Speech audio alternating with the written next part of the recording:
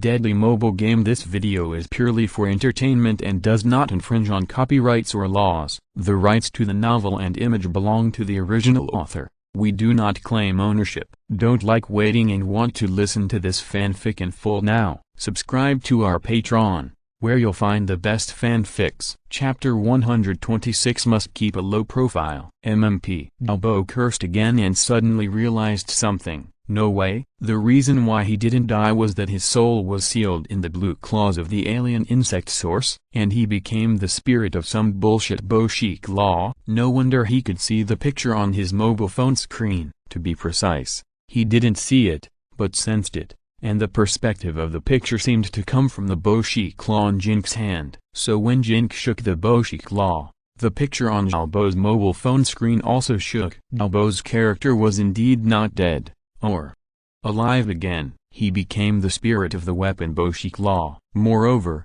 the owner of this weapon is now Jin Ke, whom he hates the most. Doesn't this mean that Jin Ke has become his master? Runes can be carved on the surface of this weapon. Carving the corresponding runes can drive electricity, magnetism, high temperature, radiation, etc. to train and strengthen the weapon's spirit. It can open the hidden skill of the weapon, crazy slash, and improve the quality of this weapon to purple equipment. Rune carving improves the quality of the weapon, and requires at least LV3 rune carving skills. Why is it crazy slash? Albo's skill seems to be called blood slash, and the skill emitted by the alien insect source body before is also called blood slash. Jin Ke frowned when he saw this.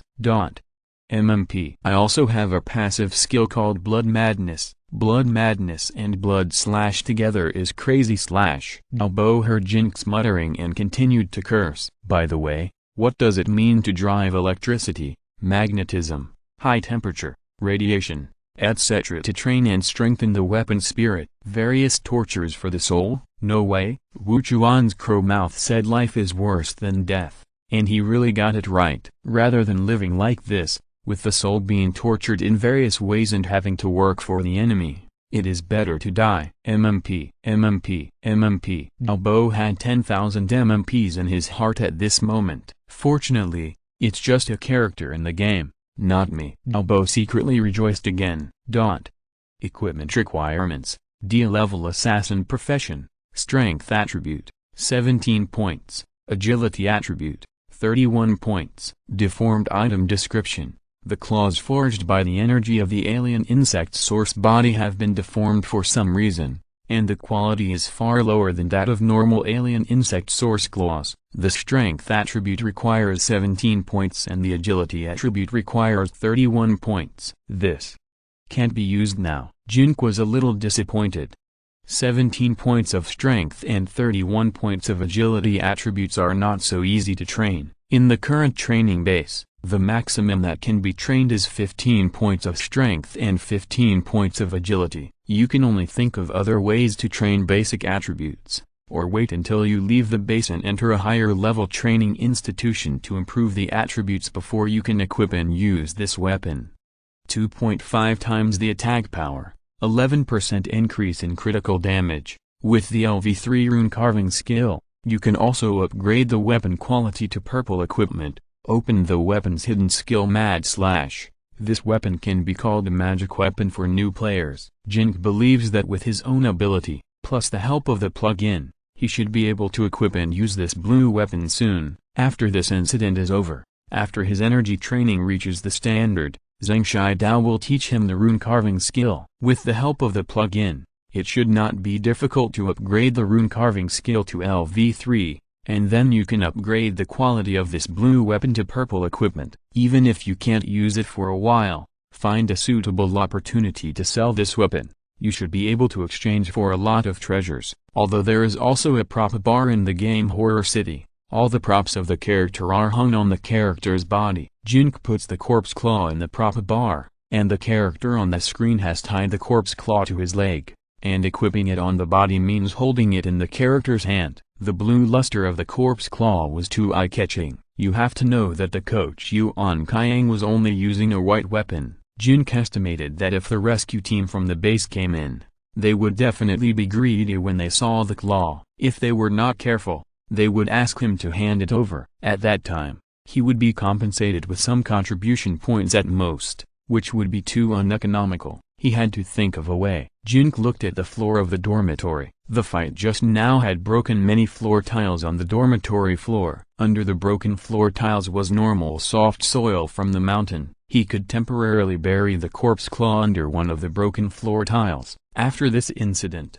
he could find a chance to dig it out to avoid the tragic fate of being handed over and confiscated. Although Jin Ke was much stronger than the average rookie student, he did not think he had enough strength to walk around the base. The D-level and C-level masters in the base, as well as the great wizard Yao Chengzhou, could easily beat Jin Ke to slag with various locking spells and control skills. Therefore, you must be low-key when you should be low-key. Soon Jin Ke found a suitable place, a place in the corner of the staircase in the lobby on the first floor of the O2 dormitory building that the surveillance equipment could not monitor. Although the surveillance equipment is now destroyed, it will definitely be installed in the future. Jin Ke certainly does not want to be discovered by the base when he digs back the corpse claws. Jin Ke first found a bag to put the corpse claws and insect sacks in it, and then dug a 2-meter deep pit in the corner of the stairs in the selected place with the corpse claws, buried the corpse claws and insect sacks in it, and after refilling and compacting the soil, he placed the damaged floor tiles on it. Nima, I can't see anything. After Xiaobo was put in the bag, the screen of his mobile phone became dark. He didn't know what happened, and of course he couldn't change anything. The only thing he could do was to wait for their mentor to wake up with Wu Chuan and others, and ask the mentor to re-register the account together. In order to avoid being noticed, Jin Ke destroyed many tiles in the lobby on the first floor of dormitory building O2, the corridor, and the lobby on the first floor of other dormitories as a cover and disguise, so that the broken tiles where he buried the treasure would not be so eye-catching. Only then did he breathe a sigh of relief and feel at ease. After returning to the corridor and looking at the body of the Zerg source, Jin Ke looked around and found a claw of the Zerg-infected body that was similar to the other claw of the Zerg source. He placed it where the Zerg source's Boshi claw was taken away, so as not to make people suspect that there was a missing claw here. I don't know if it will work, but the cover-up work still needs to be done well. After checking each dormitory and confirming that all the Zerg-infected bodies have been killed, Jin Ke asked Liu Zioxi to notify his mentor Chen Wei and tell him that the number 23 dormitory area is safe and other colleagues can move freely. Of course, the studio can also notify the base to lift the isolation of the number 23 dormitory area. Chapter 127 Rescue Operation. High-level meeting of the base. The latest news I got from a certain channel is that the alien worm source in dormitory area number 23 is a deformed body, not as strong as expected, and has been killed by some new students with good strength. Fan Wenji, the director of the base, announced the latest news to everyone at the high-level meeting. What channel? Luo Ye said in a suspicious tone. A very reliable channel. Don't ask about this. Since the alien worm source has been killed, we can lift the isolation of dormitory area number 23 and rescue the survivors inside as soon as possible. At the same time, lift the cleaning program of the main brain after 24 hours. Fan Wenji announced. Boss Fan, I suggest you contact those hacker organizations less. There is no benefit. Luo Ye almost understood what was going on. In this case, only those mysterious hacker organizations could invade the biochemical array network and contact the survivors of dormitory area number 23 in some form. I told you to leave it alone, Fan Wenji emphasized. How many survivors are there? Luo Ye asked Fan Wenji. About a dozen. They killed the Zerg through their efforts. Fan Wenji answered Luo Ye. The new students killed the Zerg. This news doesn't sound reliable. What if the news is not accurate? What if the Zerg disguised such information in some way? For the safety of the entire base, I suggest that the main brain continue to execute the cleaning procedure, or even execute the cleaning procedure in advance. A dozen lives are not worth taking such a big risk. Luo Ye objected to Fan Wenji's proposal. You cold-blooded animal. Zhang Daxiu cursed Luo Ye. I'm not cold-blooded, I am rational and wise. When a crisis breaks out, The interests of the majority are always greater than the interests of the minority. How about we vote now and see how many people agree with me? Luo Ye sneered at what Zhang Daxiu said. Other high-level officials of the base also spoke, and most of them agreed with Luo Ye's point of view, demanding that the cleaning operation of the number 23 dormitory area be carried out in advance. If Fan Wenji's source of information was wrong and a powerful Zerg source and more than 100 Zerg-infected bodies were released from the number 23 dormitory area, the entire base would face a catastrophe. In their eyes, the lives of more than a dozen new students were just like a group of chickens and ducks in the breeding area. They were originally bought as commodities. If they lost these, they could just buy another batch. Fan Wenji, the director of the base, was also silent. He has always been a person who advocates democracy. When making any decision, he would hold a meeting and vote democratically and follow the opinions of the majority of senior officials. Have you ever thought that one day in the future, you may also face the same situation as these new students, and you have resolved the crisis through hard work, but this group of bureaucrats headed by Luo just wiped you out on the grounds of safety? Do you think it is fair? Zhang Daxiu asked the senior officials loudly. Sister Zhang, you are not a bureaucrat,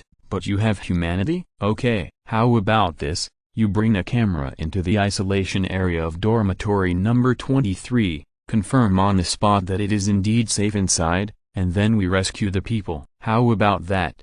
If you can't do it, don't make sarcastic remarks here. Luo Ye proposed to Zhang Daxiu. Shouldn't this be the job of your security department? Why should I go? Zhang Daxiu expressed his objection. Sister Jiang's life is a life, but the lives of our security department are not lives. It's you who want to be a saintly bitch and save people, and I can't stop you, right? Luo Ye immediately mocked. Yeah, you are so confident when talking about others, but you immediately become cowardly when it comes to yourself. Several middle-level managers echoed Luo Ye. I can go, but I don't trust you. Luo Ye, I know you are waiting for this opportunity to get rid of me. Once I go in, no matter what the situation is inside, you will lock me in and clean it up together. Do you think I don't understand your thoughts? Zhang Daxiu argued loudly. Saint bitch. Luo Ye cursed at Zhang Daxiu. Beast. Zhang Daxiu cursed Luo Ye back. Stop arguing.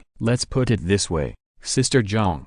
If you are willing to go, I promise that as long as dormitory area 23 is safe, I will never perform the cleaning procedures. According to the reliable information I have learned, dormitory area 23 is indeed safe. Fan Wenji said a few words to Zhang Daxiu. If you don't go, you will lose face. Yeah, go in person. Why pretend to be a saint bitch? Everything depends on others, and you become cowardly when it comes to yourself. Luo Ye and his gang continued to mock. Okay, I'll go. Director Fan, you have to take charge of the command in person and ensure my safety. Don't let the villain take the opportunity to harm me. Zhang Daxiu gritted her teeth and agreed. Don't worry, I will personally command this rescue operation on the spot. When this incident is over, the base will also give Sister Zhang a heavy reward for her heroic act of saving people. Fan Wenji announced. I don't expect a big reward. I'll be lucky if I'm not killed by Luo. Zhang Daxiu looked unhappy. Equipment department, immediately arrange for people to set up an isolation zone outside dormitory number 23. If there is a shortage of people, you can apply to Director Luo. Medical department, prepare 20 medical cabins that can detect alien worms in the body. Energy department, check the supply of electricity and various energy sources near dormitory number 23 to ensure that there are no accidents during the rescue. Experimental department, collect specimens and fix evidence after the rescue operation. Logistics department. Seeing that the plan had been decided, Fan Wenji began to arrange the specific work of the rescue. A few hours later, a large number of staff wearing protective clothing appeared outside dormitory number 23, and a temporary medical isolation zone was established. 20 medical cabins with detection devices were neatly arranged in the isolation zone. Energy restrictions were set up all around the isolation zone. Even if the alien worms or survivors in dormitory number 23 forcibly entered the isolation zone in some way, they could not return to the base without the consent of the base and would still be trapped in the isolation zone. Of course, The layers of security measures would never allow such a thing to happen. Zhang Daxiu wore a very bulky suit similar to a space suit. After adjusting the communication system, Fan Wenji explained various rescue details to her through the communication equipment, and assured her that as long as the number 23 dormitory area was confirmed to be safe, she would definitely be taken out with the survivors. Although Fan Wenji repeatedly assured Zhang Daxiu that he had received reliable information and the number 23 dormitory area was safe, Zhang Daxiu's face was still a little pale at this time, and she regretted that she should not have agreed to Luo Ye to be a rescue pioneer on impulse. If Fan Wenji's information was wrong, she would be buried in vain this time. However, it was too late to regret. There were several energy-restricted isolation doors between the isolation area and the number 23 dormitory area. Every time Zhang Daxiu entered a door, the door behind her would close. After confirming safety, the energy-restricted isolation door in front would open. Chapter 128. Keep quiet. Thanks to Long Zishan Group for rewarding 80,000 starting coins.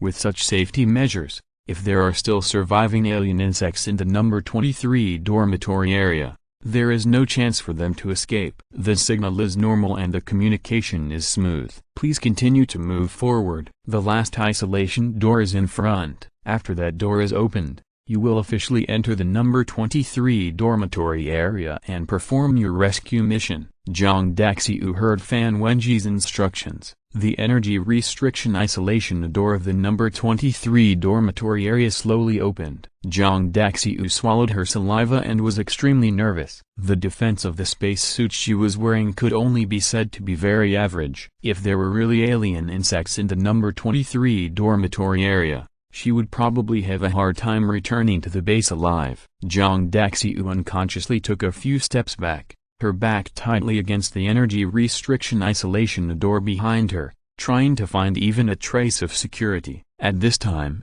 the energy restriction isolation door of the number 23 dormitory area was completely opened. In front of him was a long corridor. Dormitory number 23 still had electricity. With the help of the lights, Zhang Daxiu could see blood all over the corridor walls and the ground. Nearly 100 corpses of Zerg-infected people were scattered throughout the corridor. Previously, they were all living new students, but now they had all turned into extremely hideous half-human, half-Zerg corpses. Seeing this scene, Zhang Daxiu was extremely nervous and his body trembled involuntarily. A new student poked his head out of the gate of dormitory number 02 and looked over here. Zhang Daxiu was startled and screamed, "Are you rescuers? We are survivors." The person who poked his head out was Zhu Shu. Seeing this, he hurried over to introduce himself to Zhang Daxiu. Are you still alive? Zerg. Have all the Zerg been eliminated? Zhang Daxiu asked Zhu Shu stutteringly. Yes, they were all destroyed. I don't know why, but they had an internal conflict and attacked each other. We were lucky to survive. Zhu Shu relayed what he heard from Jin Ke to Zhang Daxiu. How many people survived in total? Zhang Daxiu continued to ask Zhu Shu while listening to Fan Wenji's instructions. A total of 13 people, all here, Zhu Shu shouted to the others, and all the new students in dormitory 02 walked out of dormitory 02. You listen to my instructions and follow me into the next isolation door. Zhang Daxiu continued to speak to everyone according to Fan Wenji's instructions. Anyway, she didn't want to stay here for a moment. Everyone in dormitory 02 followed Zhang Daxiu and walked back door by door. Each time, the isolation door in the back would be completely closed before the isolation door in the front would be opened. Aren't you going to arrange people to clean up the dormitory? Check if there are any alien insects hiding?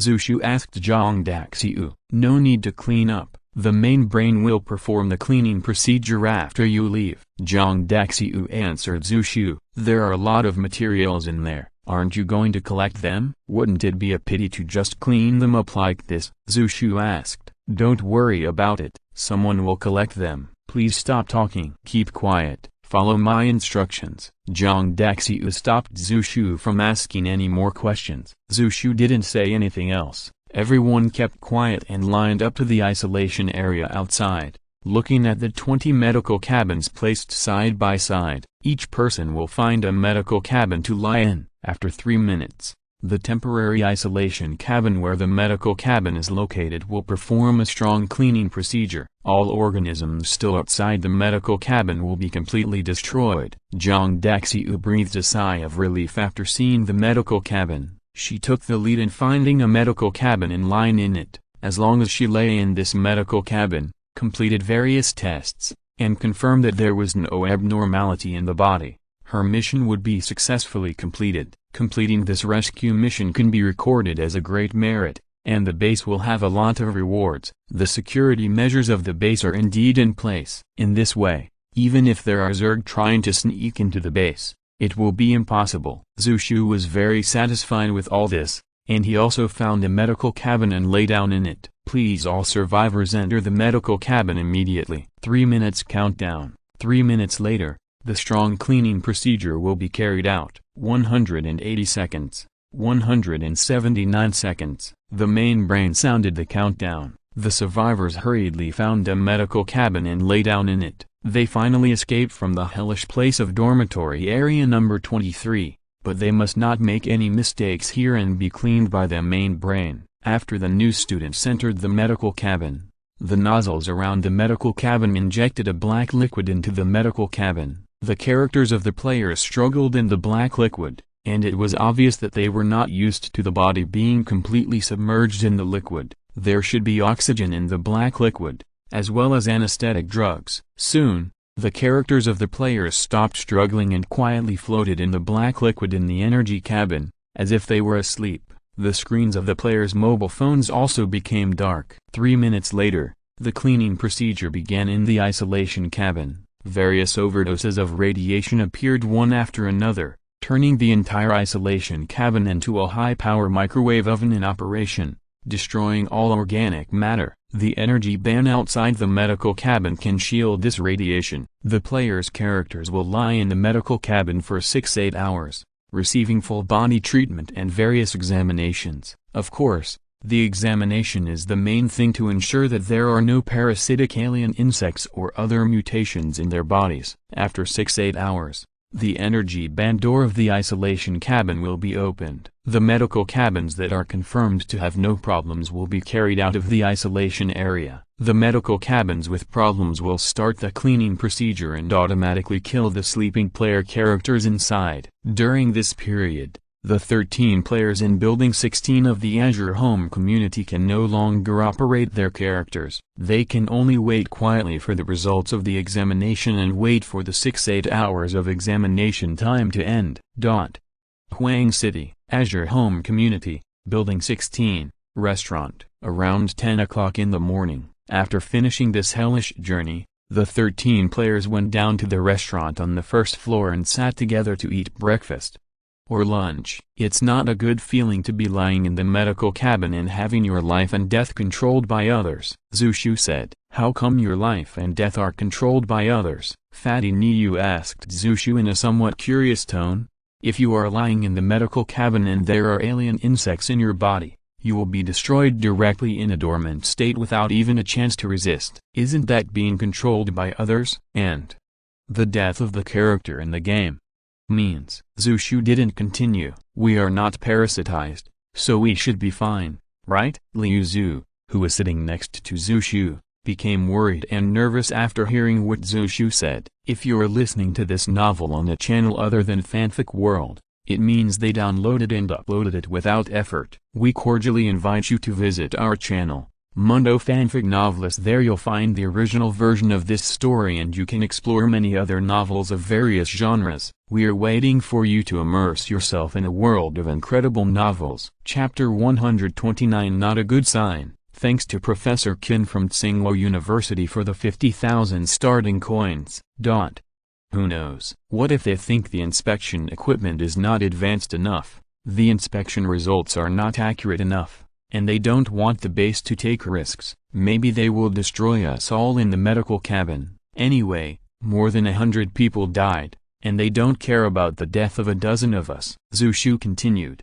What can we do? After hearing what Zhu Shu said, the others were a little restless. especially those who knew the truth. Once the characters in the game die, they will also die in the real world. What can we do? Leave it to fate. At that time, the dormitory area number 23 had to be cleaned, and the isolation cabin had to be cleaned. If you don't lie in the medical cabin, you will die if you stay outside. This feeling of holding your fate in the hands of others is not good. Anyway, I don't like it. Zushu sighed. Zushu, don't talk nonsense. The studio will put pressure on the base to ensure your safety. Chenwei, who was sitting at the table next to him, heard what Zushu said here, stood up and turned around to comfort everyone. Haha, I just wanted to scare them. It was just a joke. Don't mind it, Director Chen. Zushu laughed. You bad guy. Liu Zu punched Zushu on the back. Ouch. Zushu screamed. After hearing what Chen Wei and Zushu said, the others were no longer worried. Jin Ke didn't say anything, but he didn't feel very good at the moment. No matter what, they were lying in the medical cabin, and their life and death were completely in the hands of others. We have to find a way to make the character stronger as soon as possible, so strong that it can transcend the control of the base or even the studio, and take fate and life and death into our own hands. By the way, Jin Ke, how did the alien insect die? It seems that it was dissected. It takes very high dissection skills to dissect the alien insect, right? Zushu pretended to ask Jin Ke casually, and everyone present looked at Jin Ke together. They saw Jin Ke fighting 2 Zerg-infected bodies alone, but there were more than 100 Zerg-infected bodies outside, and a Zerg source body. Were they all killed by Jin Ke? How strong is it to do this? This Zerg source body is a little abnormal. It goes crazy and kills the Zerg-infected bodies around it from time to time. Those Zerg-infected bodies sometimes besiege the Zerg source body together. Most of the time I was hiding, looking for opportunities to cause them chaos. Once they were in a particularly serious chaos. When I came out of my hiding place, the Zerg source body was already dead. The remaining Zerg-infected bodies became very weak. Without the command of the Zerg source body, I found an opportunity. Jin Ke answered Zushu with nonsense. Oh, you should have awakened the anatomy skill, and trained to LV3 or above, right? Zushu asked. No, I only trained to LV2, destroyed a lot of materials, and didn't get anything good. Jin Ke shook his head. Seeing that Jin Ke didn't want to talk more, the others didn't ask any more questions. After all, it was Jin Ke who saved their lives. Even if Jin Ke found some treasures during the dissection, it was what he deserved. It was a pity that so many materials were thrown all over the floor and there was no way to bring them out. Everyone was very hungry after having breakfast so late. Fortunately, the restaurant had already prepared sufficient and rich food. Have you worked hard? Liu Zioxi hugged Xue'er and greeted Jin Ke who came to get food with a plate. I'm not tired, but Sister Zioxi is. Jin Ke looked up and smiled back at Liu Zioxi, and then looked at Xue'er in her arms. Maybe because he was distracted, the plate in his hand hit the plate rack next to him, and he didn't hold it firmly, so it fell to the ground and broke into pieces. Jin Ke frowned. Xue'er was a little scared when she heard the sound of the plate breaking, and she pouted her mouth as if she wanted to cry. Jin Ke smiled at her quickly. Xue'er saw Jin Ke smile, and she also smiled. It's okay, don't scare Xue'er. I'll have someone clean it up later. Liu Zioxi quickly comforted Jin Ke. She greeted Jin Ke a little loudly just now, which might have startled Jin Ke and made him lose his concentration, so he broke the plate. Broken the plate? This is not a good sign. I think something bad might happen. Liu Zu happened to come to get food, and saw this scene and interrupted a few words. Why is it not a good sign? It's just peace and happiness. Liu Zioxi corrected Liu Zu's statement. It's not the new year now. What peace and happiness are you breaking? Something bad must have happened. Liu Zu shook her head. Aren't all the bad things in the past? We are all still alive. Yu Gang was also getting food, and saw what happened here. He didn't quite understand why Yu Zu kept saying this. I don't want to curse anyone. I just have experience in this regard. If you break a bowl or plate, something bad will happen on the same day. Don't blame me for being a jinx. It works for me, but it may not work for you. Liu Zu shook her head and said nothing more. Just deduct the money for the plates from my salary. Jin Ke whispered to Liu Zioxi, and took the initiative to clean up the broken plates on the floor. No, This is normal damage fee. Liu Xiaoxi smiled at Jin Ke. What damage fee? If I broke this plate, I guarantee that I would have to pay 10 times the money. Qin Heiji came up and joked a few words. You can try to break one. Liu Xiaoxi glared at Qin Heiji. I won't break it. What can you do to me? Qin Heiji gestured distressedly with a plate. Everyone laughed, then sat together to continue eating delicious food and chatting about what happened last night. After the last incident with Luo Xiangchun and the insect plague last night, Zhu Shu, Yu Gang, Ni Yu, Liu Zhu, Qin Heiji, Dao Beiqing, and Jin Ke became familiar with each other and formed a small group. The other newcomers tried hard to integrate into this small group, but it seemed difficult. After breakfast, Jin Ke took Xue'er from Liu Xiaoxi's arms and carried her back to the dormitory on the second floor. Xue'er could crawl around now, so Jin Ke installed a whole circle of fences on the big bed to prevent her from accidentally falling under the bed when she crawled around. Jin Ke changed Xue'er's diaper and was about to put the diaper into the garbage bag to clean it up. At this time, there was a knock on the door. After opening the door, it was Liu Xiaoxi. Director Chen asked you to go to his room. He has something to talk to you about. Liu Xiaoxi notified Jin Ke, and then subconsciously looked towards Jin Ke's room. There was a muffled sound of bang. Suddenly, Liu Xiaoxi's face changed drastically. She screamed and pushed Jin Ke away and rushed over. She rushed to Jin Ke's bed and squatted down. Seeing what happened, Jin Ke's face also changed drastically and rushed over quickly. Chapter 130 The culprit of the Zerg invasion. Just now, after Jin Ke changed Xue'er's diaper, Liu Xiaoxi knocked on the door. As a result, Jin Ke forgot to pull up the fence of the big bed and went to open the door. Xue'er climbed to the edge of the bed by herself, and then fell headfirst onto the floor below. Xue'er hit her head and lay on the floor in a daze. After hearing Liu Xiaoxi's loud scream and seeing Liu Xiaoxi's extremely nervous expression, she burst into tears. Liu Xiaoxi quickly picked up Xue'er from the ground and put her on the bed to check the injury on her head. Jin Ke looked at her with great regret and had the urge to slap himself a few times. Xue'er didn't know what happened. Seeing the serious expressions of Liu Xiaoxi and Jin Ke, she cried even harder. What happened? Instructor Chen Wei and other employees heard the noise and rushed into Jin Ke's room. Xue'er fell headfirst onto the ground. Liu Xiaoxi picked up Xue'er and cried to Chen Wei to explain the situation. After she fell to the ground, you shouldn't have picked her up immediately. You should observe her condition first. In case she is injured, you will make her more seriously injured. Chen Wei seemed to have experience in this area. Then, what should we do? Liu Xiaoxi's expression became even more uncomfortable. Put her on the bed first. I'll see how she reacts. Be careful, Chen Wei said to Liu Xiaoxi. Liu Xiaoxi hurriedly and carefully put Xue'er back on the bed. Xue'er was still crying. After turning over, she searched around the crowd with her eyes, and then crawled towards the direction of Jin Ke, obviously looking for Jin Ke. Dad is here. Is Xue'er okay? Jin Ke's heart was broken. He regretted his careless behavior just now. In just a moment of mistake, Xue'er fell off the bed. She's fine. She can cry and move her limbs. Don't worry too much. Jin Ke, hold her and comfort her. She might be frightened. Xiaoxi, go make her some milk. It doesn't have to be much. 60 milliliters is enough. I'll check on her. Chen Wei continued to direct. Okay. Liu Xiaoxi quickly made 60 milliliters of milk and handed it to Jin Ke. Jin Ke handed the bottle to Xue'er's mouth.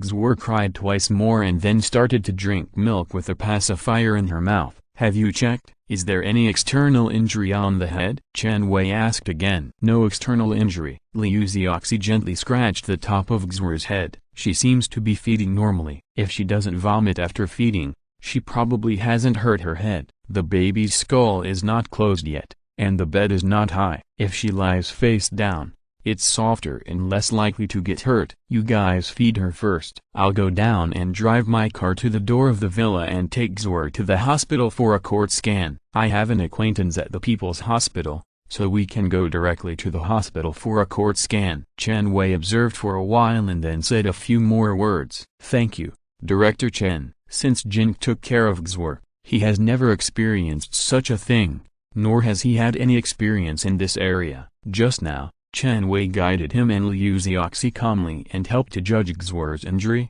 which touched him deeply. What are you thanking me for? This is all I can do for you. Chen Wei sighed and turned to walk out of Jinke's room. Director Chen is such a good person. Zhu Shu glanced at Liu Zhu. I also know that Director Chen is a good person. Liu Zhu rolled her eyes at Zhu Shu. Alas, there are not many good people like Director Chen now. We are lucky to follow him. Zhao Baking sighed. Liu Zhu, your bad words this morning have come true. Qin Heiji interrupted. Good things don't work, but bad things do. Please don't get into trouble with Xue'er. The bad things Aunt Liu said are not about you. If anything happens to you, Aunt Liu will regret it. Liu Zhu was a little depressed that she shouldn't have said those words at breakfast, and then looked at Xue'er worriedly. Xue'er will be fine. She looks lucky and lucky. Yes, Xue'er is so cute. The most beautiful and lovely baby I have ever seen. Xue'er, don't cry. Look how much Dad loves you and cares about you. You have the best dad in the world. Xue'er,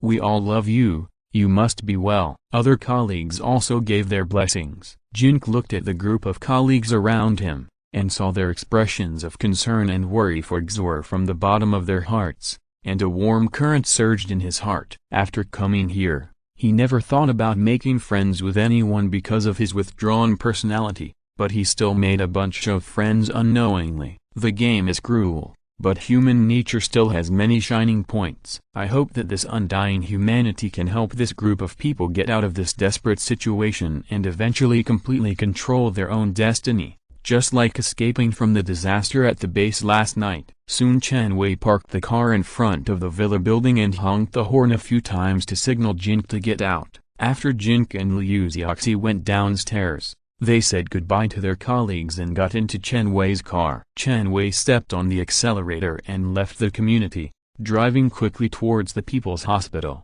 Did you vomit after drinking the milk? Chen Wei asked Jin Ke in the back seat while driving. It's okay, but she looks very aggrieved and like she wants to cry at any time. Jin Ke observed Xue'er and answered Chen Wei. It's good that she didn't spit up milk. It's not a big problem. It doesn't matter whether she goes for a court scan or not. But it will be more reassuring to do a checkup, hold her, talk to her, distract her attention, and see if she is sleepy or something. If she is asleep, you must wake her up after an hour.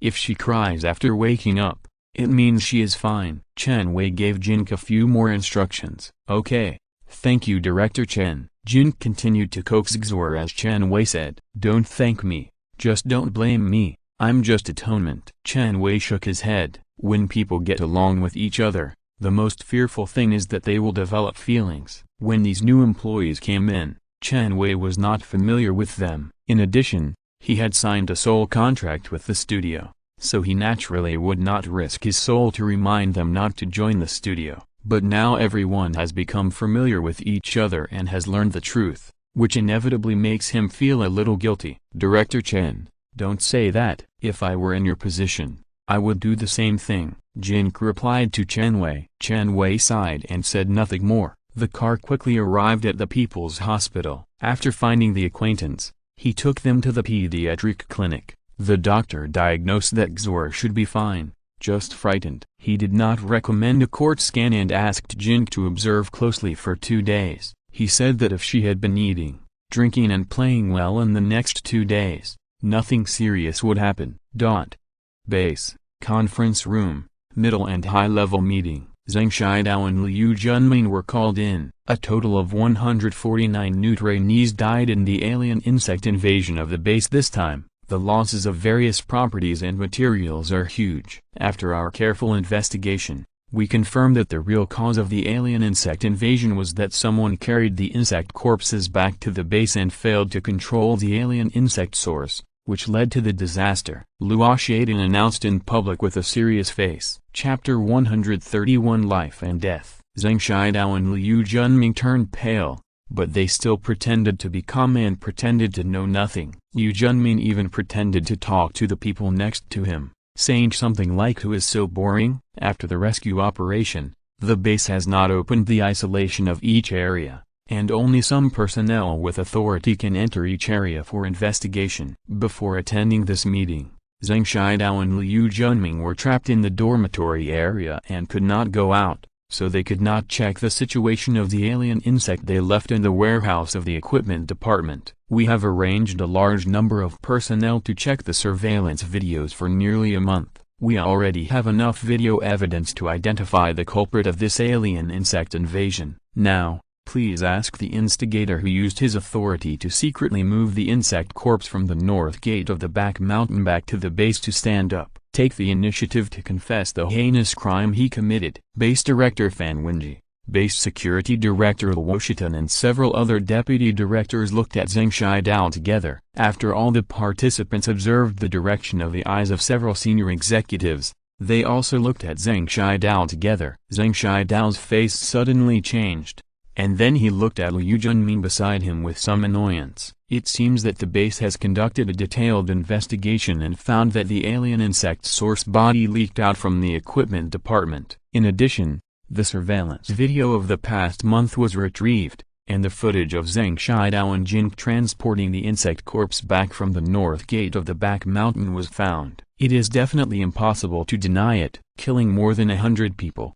Death penalty. I did carry the insect corpse back from outside. After I brought it back, I used a one-way rune array to firmly control it, and it is still a larva that is not very harmful. Strong locks are also installed outside the warehouse. Unless someone goes to the equipment department to destroy and smash the warehouse and destroy my one-way rune array, the alien insect source body will be released. You should investigate the real culprit who destroyed the warehouse of the equipment department, destroyed the rune array, and released the alien insects. Zheng Shidao stood up and defended his behavior. Everyone present was in an uproar, and then looked at Zheng Shidao angrily. Do you admit that you carried the insect corpses back to the base? Luo Ye asked Zheng Shidao expressionlessly. Yes, but. Yes is enough. No buts. The base has strict rules and regulations, and has extremely strict quarantine regulations for everything entering the base, whether it is living or dead. As a special middle-level manager authorized by the base,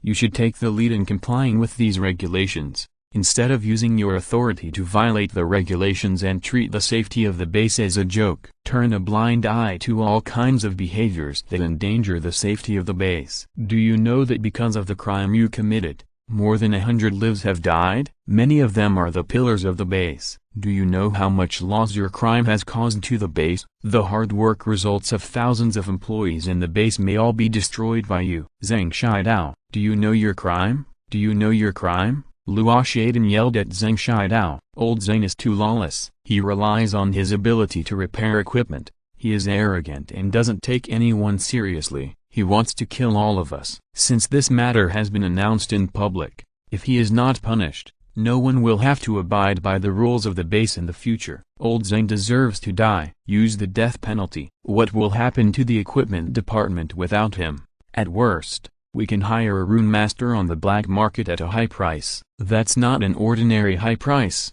The base can't afford it at all. Don't make him too important. The sky won't fall without him. There were all kinds of discussions in the conference room. Because of Zheng Shidao's strange temper, many people were unhappy with Zheng Shidao on weekdays. After what happened last night, almost everyone's spearheads were directed at him. Zheng Shidao, do you know your crime? Luo Ye walked over a few steps and yelled at Zheng Shidao again. I know my crime. Zheng Shidao lowered his head guiltily. He knew that bringing the insect corpses back to the base was an unforgivable crime. As for who destroyed the equipment department's warehouse door and the rune array to release the alien insect source, it was actually not important. Even if it was found out, his crime was still the greatest, and that person was probably already parasitized by the alien insect source. Zheng Shidao was actually instigated by Liu Junmin to make a soul-splitting potion for Jin Ke, and he violated the base regulations. But it was meaningless to give Liu Junmin up at this time. More than 100 people died. This crime could not be tolerated no matter how many people were dragged into it. It was better to die alone. Do you know what this crime is? Luo Ye continued to roar. Death penalty. Zheng Shidao lowered his head and gritted his teeth, with an expression of a dead pig not afraid of boiling water. There are many life-related professions in the training base, such as chefs, engineers, mechanics, gardeners, experimenters, cleaners, security guards. But he is the only rune master. Not everyone is suitable for energy cultivation. And not everyone can carve runes. Zhang Shidao never easily passes on his unique energy cultivation methods and experience, resulting in him being the only rune master in the entire base. Although Jin Ke has mastered the method of energy cultivation, he has not yet reached the basic requirements for learning rune carving skills. Zhang Shidao is guilty of capital crime, but will the top leaders of the base really punish him and kill him? Killing him means that if the equipment in the base is damaged in the future, the base can only take great risks to send the equipment to the nearby large shelter and pay extremely high fees to ask the equipment department of the large shelter to repair it. The inferior equipment can be taken back for repair, but the good equipment may be directly confiscated. With the population and armed forces of the training base, it is not enough to fight against the large shelter of tens of thousands of people. In other words, if Zhang Shidao does not want to stay in the base, he will be a very popular figure in any shelter. This disaster is indeed caused by him, causing heavy casualties and material losses to the base. But should he be put in solitary confinement or sentenced to death? Who will make this decision? You also know that it is a capital crime? Captain Li, inject him with paralytic drugs and imprison him. Send him out of the base at 5:30 p.m. and lock him on the life and death stake. Let the darkness of the wild cleanse the sins of his body and soul. Luo Ye ordered the security captain Li Liang. The life and death stake is an alloy stake outside the main gate of the base, with its bottom buried deep in the concrete underground. The base's capital punishment is to inject the sentenced prisoner with a strong paralytic drug to block the energy gate in the prisoner's body, making it impossible for the death row prisoner to mobilize the energy in his body and use all his skills. He is locked to the life and death stake with an alloy chain and accepts the baptism of the darkness in the wild. It is called the life and death stake, but in fact there is only death, no life. None of the several death row prisoners who have been sentenced by the base have survived in the darkness of the wild, not to mention surviving a whole night. They can't even survive for a few seconds. Chapter 132 Scapegoat. Zhang Shidao's face changed slightly, but he didn't say anything. He just looked at Fan Wenji, the director of the base. He was invited by Fan Wenji. When Fan Wenji invited him to the base, he could even be said to have visited him 3 times. After he came, he was given the highest authority, and no one dared to ask about his entry and exit from the base. Li Liang, the captain of the security team, came over with several subordinates and made a gesture of invitation to Zhang Shidao. Wait a minute, I think this matter has not been fully investigated. Some evidence needs further verification. For specific punishment measures, we still need to hold a high-level meeting to unify opinions first. Fan Wenji spoke and stopped Captain Li Liang and the security guards who were about to escort Zhang Shidao to the detention room for injection. Although Zhang Shidao was invited back by Fan Wenji could not restrain Zhang Shidao on weekdays. Fortunately, although Zhang Shidao had a strange temper, he basically stayed in his equipment department and did not do anything that violated the various management regulations of the base. But Fan Wenji really didn't expect that Zhang Shidao actually hid the source of the alien insect in the ruined temple, and then brought it back to the base, killing more than 100 new students and causing such a terrible disaster. This incident made Fan Wenji very angry, so he did not stop Luo Ye from holding this meeting. He also wanted to suppress Zhang Shidao through Luo Ye's mouth, and then do Zhang Shidao a favor. However, the development of things now seems to be beyond Fan Wenji's expectations. Zhang Shidao obviously aroused public anger, and now the public is angry, and it is difficult for Fan Wenji to protect him. If Fan Wenji bites the bullet and forcibly protects Zhang Shidao, he will inevitably lose the hearts of the people. Once the hearts of the people are lost, the base will be more difficult to manage, but he can't help but protect him. The equipment department is a very important department for the development of the base, and it is inseparable from Zhang Shidao. If such serious violations are not punished severely, and more people follow suit in the future, how can the base be managed? How can the safety of the base be guaranteed? I have proposed to Director Fan many times to revoke the unnecessary authority of certain personnel. Everyone should strictly implement the quarantine regulations of the base. Director Fan did not listen. which led to the man-made disaster last night. Do we have to wait until the next man-made disaster to make corrections? Do we have to wait until more people are lost before we regret it? Luo Ye asked the base director Fan Wenji in a stern voice. At this moment, Luo Ye also completely exposed his real purpose of punishing Zhang Shidao, which was actually aimed at Fan Wenji. Zhang Shidao committed such a heinous crime, all because of her connivance by Fan Wenji. Yes, what Director Luo said makes sense. It's time to rectify the base. Take back those unnecessary permissions. Director Fan is too indecisive. He will suffer from the consequences if he doesn't make a decision. If this continues,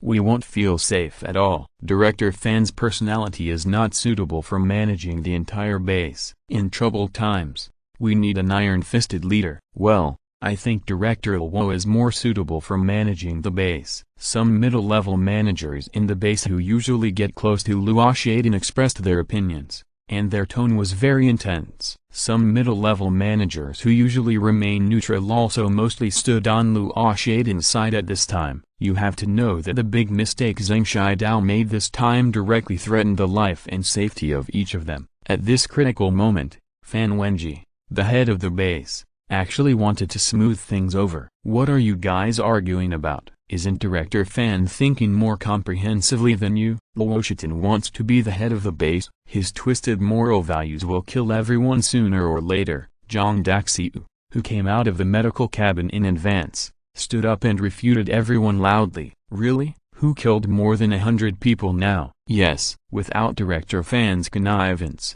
there would not have been tragedy last night. Sister Zhang, we all know that you and Director Luo don't get along, but there's no need to take revenge at this time, right? Sister Zhang, as a woman, I suggest you don't get too involved in these things. Go home and take care of the naughty kids you gave birth to, otherwise, they will get into trouble sooner or later. Several middle-level managers who were close to Luo Ye mocked Zhang Daxiu. Zhang Daxiu was so angry that his face flushed. Facing so many people talking at the same time, he had no power to refute. Everyone, be quiet and listen to what Director Fan has to say. Yao Chengzu, the only mage in the base, suddenly spoke. After Yao Chengzu spoke, the temperature in the conference room suddenly turned cold. After feeling the chill, the originally noisy situation suddenly quieted down. Yao Chengzu usually looked like an idle cloud and wild crane, and never asked about the management affairs of the base. People usually didn't know which faction Yao Chengzu belonged to.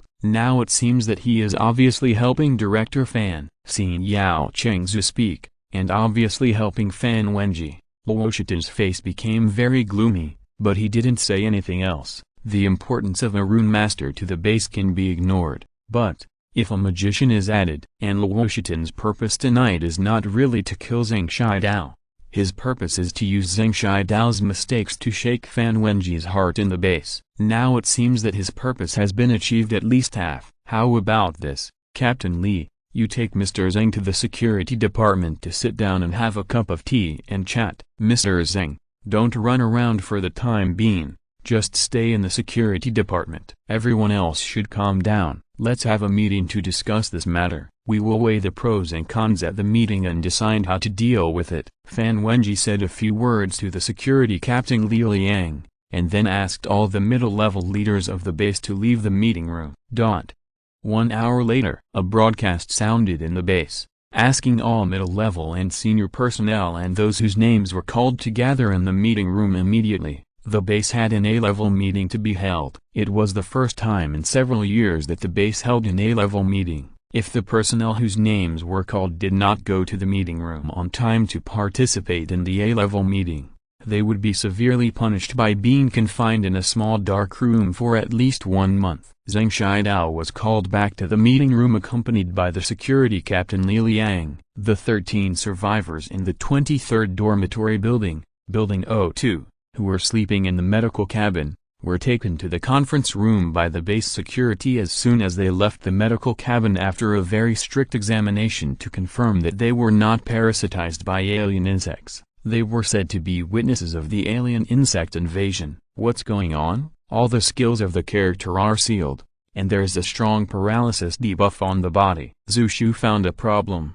Me too, Liu Zhu responded. What the hell, didn't you come out of the medical cabin? How can there be a debuff? Yu Gang cursed. We are witnesses, not criminals. Why do you treat us like this? Dao Baking was also confused. Jin tried to press the various skill buttons on the screen of his mobile phone, but they all lost their response. The description of the strong paralysis debuff is very brief. It lasts for 8 hours and cannot be expelled. Jin tried to run the energy in his body, but found that all the energy gates in his body were sealed by some kind of ban, and the energy could not be mobilized at all. I think this is the fundamental reason why the character cannot release skills. It seems that the powerful paralysis debuff drug was forcibly injected into their bodies while they were still lying in the medical cabin. This kind of debuff drug directly injected into the body cannot be expelled before the drug effect dissipates. However, this is not a true state of full body paralysis. The character can still barely control his limbs and make simple movements such as walking with the help of security guards,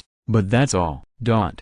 Base conference room. Before the meeting started, all personnel were present. I won't repeat what happened last night here, everyone knows it. Now I call everyone here to announce the punishment of employees such as Zheng Shidao who committed serious crimes. Luo Ye, the deputy director in charge of security work at the base, went straight to the point and announced it in public. In the high-level meeting that lasted for an hour just now, Fan Wenji and Luo Ye compromised with each other and finally reached a consensus on how to punish Zheng Shidao. Fan Wenji gave up some power to Luo Ye, and Luo Ye agreed to commute Zheng Shidao's death sentence, but there must be a suitable scapegoat to pay the price of his life for this disaster. Otherwise he would not be able to convince the public. Zheng Shidao seriously violated the base regulations and brought contraband back to the base without authorization, resulting in the deaths of more than 100 new trainees in the base and causing extremely serious losses of personnel and property. Considering that Zheng Shidao is a first-time offender, and all of this was masterminded and directed by his apprentice Jin Ke, after a meeting of senior leaders of the base. Wait. Who instructed me? Zheng Shidao felt something was wrong. Jin Ke was confused. How did this matter get linked to him, and he became the mastermind and instigator? Now is not the time for you to talk. Luo Ye slammed the table and yelled at Zheng Shidao. Boss Zheng, can you please say less at this time? Don't embarrass us. Security Captain Li Liang looked helpless. After discussion at the high-level leadership meeting of the base, it was unanimously decided to make the following sentence against Zheng Shidao, the head of the equipment department. Zheng Shidao will be detained in the base prison for 20 years. He is not allowed to leave the prison during the first 3 years. No bail for any reason. After 3 years, it will be determined whether he can be granted bail or continue to serve his sentence, depending on his labor reform during his sentence. The new student Jin Ke, who instigated Zheng Shidao to commit such serious violations, is the culprit of this base disaster. He has killed more than 100 lives. He is guilty of a heinous crime. Unforgivable. The high-level leadership meeting of the base unanimously decided to lock the murderer Jin Ke on the life and death stake in front of the main gate of the base at 5:30 this afternoon. Let the darkness of the wild wash away all his sins. This book will be on the shelves at around 15:15 tonight, and it will explode by then. Please subscribe in advance, ask for monthly tickets, and recommend tickets. Chapter 133 The World is Dangerous, Part 1. You can't do this. This was all my idea. My apprentice didn't know anything about it. Everyone has their own responsibility. If you want to punish someone, punish me. Why does my apprentice have anything to do with it? Zheng Shidao stood up and protested loudly to Luo Ye. You confessed it yourself in the security department. Now you want to go back on your word? Do you really take the decision of the top management of the base as a joke? Captain Li, take him away. Luo Ye ordered the security captain Li Liang. When did I confess it? Do you have any evidence? You are so funny. You are the deputy director of the base, and you shout about fairness and justice every day, but you do things that are inexplicable. Punish me with the death penalty. Kill me. Why do you push my apprentice out as a scapegoat? And you spread rumors that I framed my apprentice? Zheng Shidao pointed at Luo Ye's nose and cursed. Shut his mouth. Take him to jail. Luo Ye yelled. He originally thought that Zheng Shidao was afraid of death, So he found a scapegoat for Zhang Shidao, a newcomer who was not worth mentioning, to take all the blame. Zhang Shidao knew what was going on and acquiesced to it. He did not expect that this stinky old man was really ungrateful. Li Liang and several other strong security guards who seemed to be stronger than Zhang Shidao forcibly carried Zhang Shidao out of the meeting room. Master is sorry for you. Zhang Shidao cried, and then his mouth was covered. The people in the meeting room were not fools. After seeing this scene, they almost understood that the top leaders of the base had different opinions on whether to execute Zhang Shidao. The result of the compromise between the two sides was to execute Zhang Shidao's apprentice, an insignificant new student, as a scapegoat to save Zhang Shidao's life and give everyone an explanation. Naturally, no one would raise objections to the things that the top leaders of the base decided together. Zhang Shidao asked us to provide evidence, so I'll give you evidence. Luo Ye had a video projected onto the screen of the conference room. In the first video, Jin Ke's character dragged a small cart with Zhang Shidao and left the base. In the second video, Jin Ke dragged a large package in the cart and returned to the base with Zhang Shidao. These videos were obviously deliberately edited to highlight Jin Ke's role in the whole incident. It's him. He killed more than 100 people. He deserves to be killed. No wonder the invasion happened in the new dormitory area. It turns out that a new student was behind all this. This kind of person is really a disaster. He was so vicious during his time as a new student, and he killed more than 100 classmates. What will happen after graduation? The middle-level managers in the base watched the video and talked about it. Jin Ke wanted to make a few excuses, but after he opened his mouth, the system prompted that the character in his mobile phone had its voice channel blocked, and he could not speak at the meeting at all. The paralysis debuff potion injected into Jin Ke's body was much more effective than that of other colleagues in the villa. It not only made him weak and unable to release any skills, but also blocked his voice. In order to give the public in the base an explanation for the alien insect invasion, the senior executives of the base forced him to be a scapegoat and secretly made moves to prevent him from speaking out to make any defense. If Jin Ke didn't speak,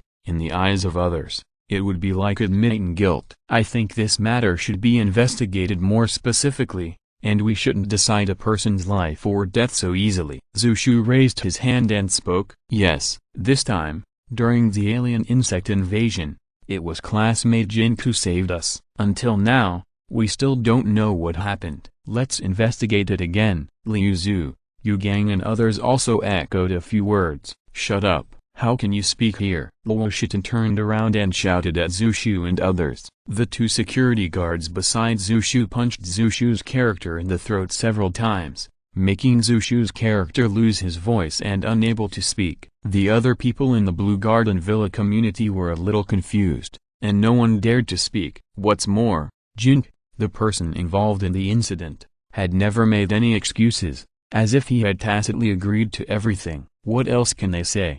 However, at this time, they all felt very humiliated in their hearts. As a new student, his status in the base was too low, especially in the eyes of these middle and high-level people in the base. He was not even as good as a blade of grass, and could be humiliated and trampled at will. I didn't feel it before I had contact with these middle and high-level people, but now I have the honor of contacting them once and I understand the dangers of the world. Compared with the base, the real world is really a paradise. Unfortunately, since entering the studio, their fate will have to be tied to this space. Now everyone is scattered in their respective dormitories and operating their mobile phones. Later, they can ask Jin Ke in person what is going on and why he doesn't make any excuses for all this. If the prisoner is still alive tomorrow morning, he will be exempted from all punishments. If he dies, it means that he deserves his punishment and his crime is unforgivable. Luo Ye continued to announce the verdict on Jin Ke. These few words were also the routine words when executing all prisoners, and they had no practical significance.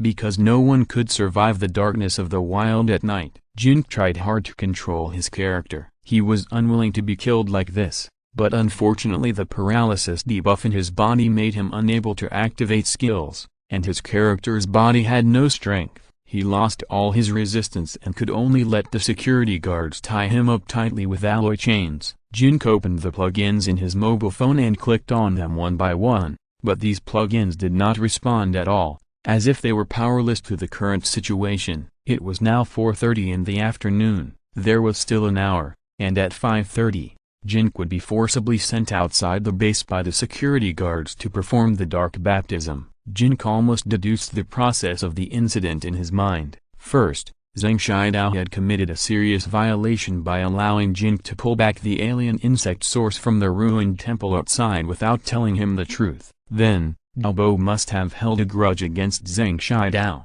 and took advantage of the power outage at night to go to the equipment department to sabotage, but was parasitized by the alien insect source, resulting in the death of more than 100 new trainees. The base equipment department was extremely short of personnel, so Zhang Shidao could not be executed, and he could only be sentenced to imprisonment. In order to calm the public anger and warn Zhang Shidao to kill the chicken to scare the monkey, the decision was made to execute Zhang Shidao's apprentice Jin Ke. Jin Ke became a victim of this power struggle in the base. What should be done now? There is only one answer: nothing can be done. Looking at his mobile phone, Jin Ke had a deep sense of powerlessness and inexplicable anger. Chapter 134, Drunkenness and Dreams, Part 2. Jin Ke has been in the studio for several months and has witnessed the various experiences of other players. For example, Zhu Mumu and Luo Jing were simply courting death. Luo Xiangchun lost his life or was turned into an NPC because of a mistake in time. Jin Ke has always strictly abided by the various disciplines of the studio and the base. He is very careful in everything he does, both in and out of the game. Just because he wanted to learn rune carving skills, he worshipped Zhang Shidao as his teacher and took a system task to pull a statue back. Unexpectedly, something went wrong, making him a victim of the power struggle in the base and being pushed out as a scapegoat. Unexpected disaster. Looking back on the process of getting in touch with this game, Jin Ke first found a plugin in his Mi mobile phone, and was rated 3S in the assessment, and received a daily salary of 500 yuan and a separate room in a high-end villa community. Then he successfully applied for a job in the game and entered the equipment department, which was difficult for other players to be hired, and won the favor of the weird old man Zhang Shidao. When he changed his job, he also found out that he was a multi-soul body that was one in billions. He awakened 3 skills after changing his job to assassin. He ended the alien insect invasion incident by himself and evolved 2 skills. His strength has far surpassed all the new students of the same period, and his future development in the game is limitless. His luck has been very good along the way. With the help of the extremely powerful cheating cheat, he firmly believes that the characters in the game will become more and more powerful. In Jin Ke's plan, he will soon learn the rune carving skills, shine in the qualifying competition, quickly improve his level, be promoted to director in the studio, get a daily salary of 1,000, watch Xue'er grow up happily, and step by step reach the peak of life. Unexpectedly, all this came to an abrupt end today. He did not commit suicide and did not make any human mistakes, but because of a task he had taken on, he was inexplicably sentenced to death by the base as a scapegoat. This plot is really unfair. Danxing City, Nanu Province. Danxing City is the capital of Nanu Province. Danxing City is best known for its entertainment industry. Nanu Satellite TV is one of the most famous satellite TV stations in the country, with many gold medal hosts and many high-rated programs. Danxing City's economic development has also been rapid in recent years. In recent years, the city is in a period of great construction, with many construction sites. Jingxiu Xiangting community is built on the bank of Xiangjiang River. The community is divided into 3 areas, A, B, and C. Area C is the business area, where an office building with more than 70 floors is under construction, and the tower crane on the construction site is soaring into the sky. Area B is the villa area, where dozens of villas of different shapes are built. It is one of the most high-end villa communities in Danxing City. Area A is an ordinary residential area, where 4 ordinary residential buildings with more than 20 floors are built. Bo and Wu Chuan live in Area B of Jingxiu Xiangting community. Building 2 on the left-hand side as soon as you enter the door. Villa B2 of Jiangsu Xiangting Community is also one of the locations of the Jingjai Studios branches, where elite players recruited by the studio from Tanxing City and even the entire Nanu province are concentrated. Like Villa 16 in the Blue Garden Community, Villa B2 in Jiangsu Xiangting Community is also managed by a director. This director is a short and fat man. His surname is Wang and his name is Wang Qian. He is in his 40s. It is said that when he was young, he was a well-known TV host. His signature column was the suspenseful The Truth. It was 3 o'clock in the afternoon. Wang Qian rubbed his head, which was still a little dizzy after the hangover, and looked at the dozen employees in front of him with a gloomy face. He drank too much yesterday. He drank 2 bottles of white wine and a bottle of red wine to drown his sorrows. He thought he was drunk to death, but he woke up again. It's really a life of drunkenness and dream. What? When I woke up, all your characters in the game were dead. Wang Qian looked around at everyone with a mocking expression. He may not really want to mock his subordinates, but he was born with a mocking face that deserved a beating, so there was nothing he could do. Someone sabotaged us last night by releasing alien insects in the dormitory area, and then these alien insects went on a rampage and killed us all. Director Wang, we didn't violate the studio's rules, nor did we violate the base's rules. Xiaobo felt guilty and rushed to speak first. Yes, we died unjustly, Wu Chuan echoed Xiaobo. Director Wang, I was attacked by an insect monster as soon as I woke up, and the attack power of this insect monster was super high. I died without even being able to fight back. This is really not my fault. Chen Xiaoliang also spoke up. Indeed, this insect monster killed me instantly with one claw. I didn't even see clearly what happened. Li Xinping spoke up. I was killed by 2 claws. Yu Kuo obviously felt superior to Li Xinping in this regard.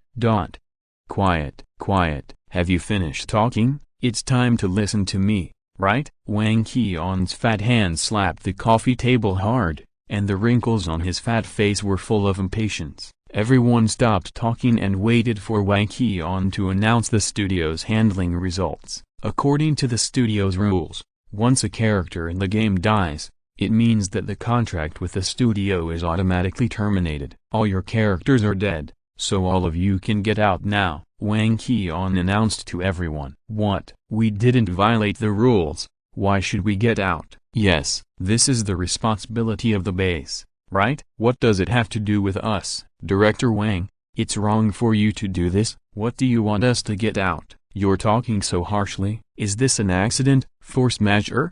Can't we just re-register our accounts?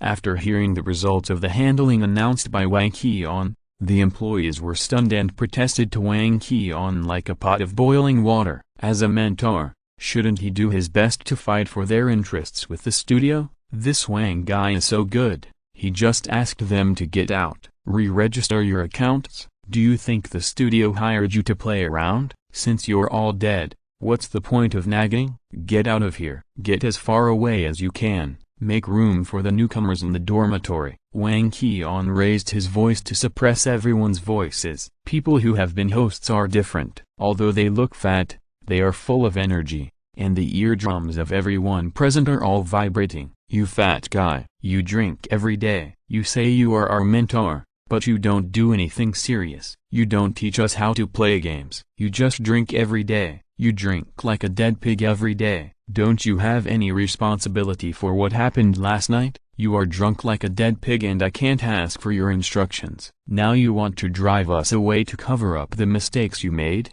Do you believe that we will complain to the studio together and ask you to get out first? Yu Kuo, who lived in the dormitory next to Xiaobo and Wu Chuan, slapped the coffee table and started to curse at Wang Qian. Chapter 135 Who will go first? Part 3. Yes, let's complain about this fat guy together. He has never taught us any game techniques since he joined the studio. He only knows how to curse, drink, and curse. If he hadn't been drinking last night, there might be some way to save him. As a result, all of us died, and he was drunk and died in the room without any movement. How can a supervisor be like this? Let's go to the Studio QQ group to complain about him. Li Xinping, who lived in the same dormitory with Liu Kuo, echoed Liu Kuo. What Liu Kuo and Li Jinping said immediately received unanimous approval from more than a dozen employees. Everyone began to angrily denounce their mentor Wang Qian, and then logged on to QQ to speak in the studio's QQ group,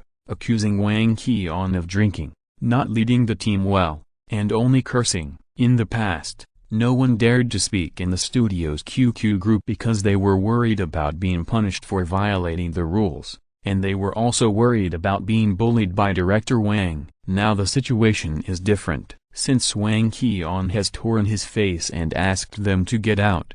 They have nothing to worry about. Complain about me? Go quickly. If you are slow, there will be no chance. Wang Qian crossed his arms and shrugged his face with a look that looked like he deserved a beating. Okay, you wait. Liu Kuo and others were so angry that their fingers were shaking. They finally logged into QQ, but found that their QQ had all been kicked out of the studio's QQ group. Wang Qian had a gloating look on his face. He should have known that these people would be kicked out of the QQ group. Moreover, the branch he managed and the studio's senior management usually only contacted through email. Even if these people wanted to complain to him, they had no way to complain. What's more, they are no longer employees of the studio. Why should the studio listen to their complaints? Who knows the office address or phone number of the Jinji studio headquarters? I don't know. I don't know either. I can't find it on the internet. We can't complain to him. What should we do? The employees looked at each other angrily. We'll just stay here and live and eat his food. Let's see what he can do to us. That makes sense. He said to get out. So we'll get out? We'll make a big fuss here. The studio's senior management can't just sit back and watch. I have a suggestion. Xiaobo looked serious. What suggestions? Everyone looked at Xiaobo. Only Wu Chuan had a worried expression on his face. He knew Xiaobo would never have any good ideas. We can smash the villa, pour gasoline on the fat man and set him on fire. See if he dares to be so arrogant, dare to do this to us. Xiaobo made his suggestion. No, it's illegal to do so, and we will become unreasonable even if we are right. We can't do this. Everyone shook their heads at Xiaobo's suggestion. Fuck, don't do this. What better ideas do you have? Xiaobo was just talking nonsense and wanted to scare their mentor. He really didn't dare to do this in the real world. After hearing what everyone said, he borrowed the ladder and stepped down. I suggest you go to the labor department to solve it. With so many people, the labor department will definitely intervene. Well, it's better to go through legal procedures. Who knows a journalist friend? You can tell the news media about this. A female employee named Zhang Li made a few suggestions to everyone. Don't be so anxious to find the labor department, and don't be so anxious to report it to the news media. Only unreasonable things will cause trouble, and reasonable things should be discussed first. I suggest that we stay put for now, and everyone should live and eat as they should, and stay in the villa. If we don't leave, new employees can't come in, and even if they come in, we will harass them so that they can't continue to work. In this way, the studio's top management will know what happened sooner or later. After the studio's top management comes out to talk to us, we can consider going to the labor department. Otherwise, if we have a bad relationship with the studio, we will definitely not be able to continue this job. A relatively calm male employee named Zhu Yijun dissuaded everyone. What Laju said makes sense. Let's occupy the villa first. Several people agreed with Zhu Yijun's proposal. In the absence of a statement from the studio's top management, it is obviously not good for them to make things too bad. After all, they still want to keep this job. According to common sense, their leader Wang Qian's daily drinking is definitely against the studio's regulations. Once the big deal attracts the attention of the studio's top management, it will definitely be Wang Qian who should leave, not them. Okay, if you want to occupy this place, that's fine. I can just leave. Wang Qian stood up, patted his butt and walked straight to the door of the villa. The staff member in charge of logistics in the villa quickly followed Wang Qian to the door of the villa. You can't leave. Several employees rushed over to stop Wang Qian. Want to fight? A bunch of ignorant little bastards. Come, Daddy will practice with you. Wang Qian put on a Tai-Kai stance and looked like he wanted to fight. What if I fight? Beat this fat guy to death. We have more people. Tie him up first. We are right to go to the police station. Bo encouraged others on the side, but he hid behind and did not go forward. Come on, who will go first? I haven't beaten anyone for a long time. Wang Qian waved his hand and made a provocative gesture to everyone. A dozen employees looked at each other, and no one went forward to fight Wang Qian. To put it bluntly, these people are all a bunch of otakus, not gangsters in society, and they are not very courageous. Even Bo, a mentally abnormal person, was at most a naughty kid. He only dared to do some immoral things behind people's backs, but he was as timid as a mouse in public. A bunch of cowards. Wang Qian wiped his nose with his thumb upwards, pushed away the two people who were blocking him with a look of contempt, and then swaggered out of the villa with the logistics staff. Don't look at him as fat. With his current skills, if he really started fighting just now, the dozen people in the villa would not be enough. This fat guy is so interesting. He fired us because we didn't violate any discipline, but he still thinks he's right. Exactly. What is this? He just left us here? How can there be such a supervisor? How did the studio recruit him? This guy is so irresponsible at work. Who can contact the senior management of Jingjai Studio? There is no way. When we joined, there was only a QQ group, but now we have been kicked out. I received a message and added a friend to the studio, but the person who recruited me blacklisted me. Me too. When I was browsing the web page, a QQ conversation window popped up. I thought it was a scam at first, but after I received the money, I was deceived step by step. I have already received the money. It can't be considered a scam. If you're listening to this novel on a channel other than Fanfic World, it means they downloaded and uploaded it without effort. We cordially invite you to visit our channel, Mundo Fanfic Novelist. There you'll find the original version of this story and you can explore many other novels of various genres. We are waiting for you to immerse yourself in a world of incredible novels. Chapter 136, Creep, Part 4. This studio is even more ridiculous than the fat guy. The headquarters doesn't contact us grassroots employees at all, and we rely on the fat guy to pass on information. We deserve to be unlucky for meeting such an irresponsible mentor. There is no place to reason. No matter what, we will occupy this villa first. As long as we don't leave, the people from the studio will show up sooner or later, right? But this fat guy surnamed Wang is gone, and the logistics staff are gone too. No one pays us wages, and no one hires a chef to cook for us. Are we going to live here and starve? We shouldn't have let them go just now. Isn't this simple? We rent this villa out and collect rent. Albo thought of an idea. To rent it out, at least we need a real estate certificate, right? Otherwise, who would dare to rent it? That's right, without a real estate certificate, the agent dare not take it, as long as it's cheap. There will always be people who rent it.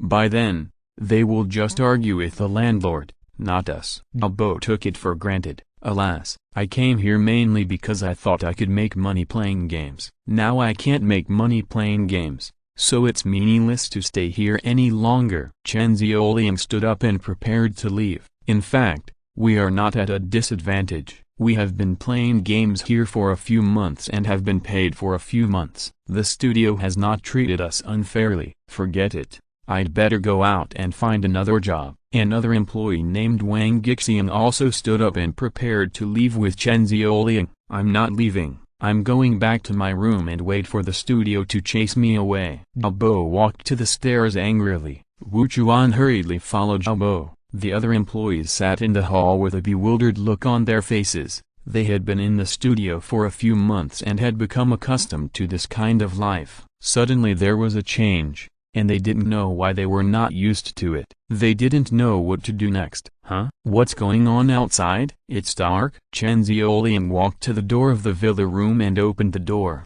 and stopped in surprise. Nonsense. It's 9:30 in the morning.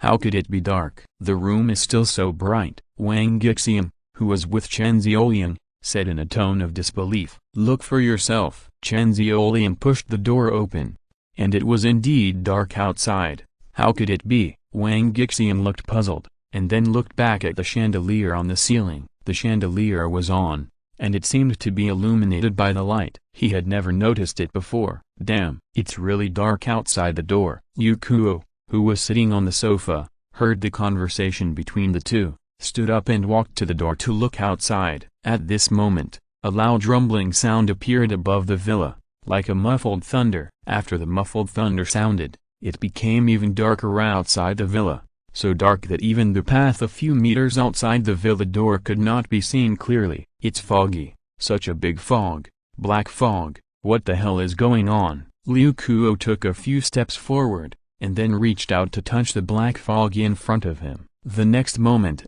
everyone heard Liu Kuo's screams, and then they saw Liu Kuo rolling on the ground, holding his bloody right arm, rolling over and over in pain. His entire right hand, which had just touched the black fog, seemed to have been bitten off by a wild beast, with white bones exposed at the broken part of his forearm, and blood gushing out from it. What the hell? There's something wrong with this black fog. Everyone, don't get close. Chen Xiaoliang was so scared that his face turned pale, but he still quickly dragged the injured Liu Kuo from the black fog back to the villa room, and then closed the door of the hall on the first floor of the villa. What's going on? What attacked Liu Kuo? Someone tried to open the door. Don't open the door, you'll die if you go out. Chen Xiaoliang yelled. Is the end of the world? Why is there this black fog outside the door and window? Someone walked to the window and looked. Don't stand there stupidly. Someone go find a rope to bandage him up. He'll die if he keeps bleeding. Chen Xiaoliang held Liu Kuo's bleeding broken arm with both hands and yelled to everyone. Here you go. Someone found a piece of cloth and handed it to Chen Xiaoliang. Chen Xiaoliang asked Li Xinping to help hold down Liu Kuo, who was screaming and struggling, and was about to help him tie up his bleeding arm. But when he was tying it up, he found that the muscles of Liu Kuo's injured arm had begun to rot, and even a few black bugs crawled out of it, which looked like maggots, but were all black. Where did the black bugs come from? Everyone who saw it screamed. Chen Xiaoliang subconsciously looked around and found that black fog kept seeping into the room from the cracks in the door and window. These black fogs formed black maggots on the walls and the ground, and they kept crawling into the hall on the first floor of the villa, and crawling and advancing little by little from all directions to where everyone was. Hello, is this the police station? We are in Villa B2 of Jingxiu Xiangting community. Someone here is seriously injured, and there are some abnormal conditions. Li Xinping picked up the phone and dialed 110. There was no voice from the police station operator on the other end of the line, only a howl like a wounded beast, followed by an extremely harsh electronic sound. Li Xinping was caught off guard and almost threw his phone away. There are more and more bugs. What's going on? When Chen Xiaoliang was treating Liu Kuo, more black maggots crawled out of Liu Kuo's injured and rotten arm, and one of them even crawled onto the back of Chen Xiaoliang's hand. Chen Xiaoliang felt a sharp pain on the back of his hand, and he quickly used the fingers of his other hand to flick away the black maggot that crawled onto the back of his hand. But what he didn't expect was that the black maggot actually drilled directly into the back of his hand, and he didn't have time to dig it out with his other hand. A piercing pain came from the back of his hand, and Chen Xiaoliang couldn't help but scream. What is that? Li Xinping felt something falling from above, hitting his face and sliding into his neck. It felt cold, so he quickly reached into his neck and touched it. He felt a small ball of fleshy stuff, and took it in front of him to take a look. It turned out to be a black maggot. Fuck, what is that? Li Xinping quickly threw the maggot away, but the next moment, he suddenly felt a few more balls of cold stuff hitting his face and sliding into his neck. Then he felt a piercing pain in his neck. He reached out and touched it, and it was covered with blood. Li Xinping looked up and found that there were many black maggots on the ceiling. Some of them couldn't cling to it and fell directly from the ceiling. Soon, more black maggots fell like rain on the place where everyone was standing in the hall. Chapter 137 The Smell of Earth. Part 5. More screams and curses were heard in the hall. After everyone realized that something was wrong, they panicked and ran to the stairs of the villa, wanting to go to the second floor to avoid these black maggots. Unexpectedly, Wu Chuan and Zhao Bo just ran down from the second floor. They scratched their necks and cursed while running down the stairs. Obviously, the second floor had also been occupied by these black maggots. My hand. Chen Xiaoliang looked at the back of his hand. After a black maggot got in, The skin and muscles at the wound had begun to rot and smelled bad. Cough, cough, cough. Li Zinping covered his chest and coughed hard a few times. Several black maggots were sprayed out of his mouth by the airflow of coughing. As soon as he closed his mouth, he felt as if there were still a few maggots wriggling in his mouth. He quickly held the wall and retched. "Oh my God!" Zhao Bo cursed while stomping on the black maggots on the ground with his feet. But he soon found that even if the black maggots were crushed,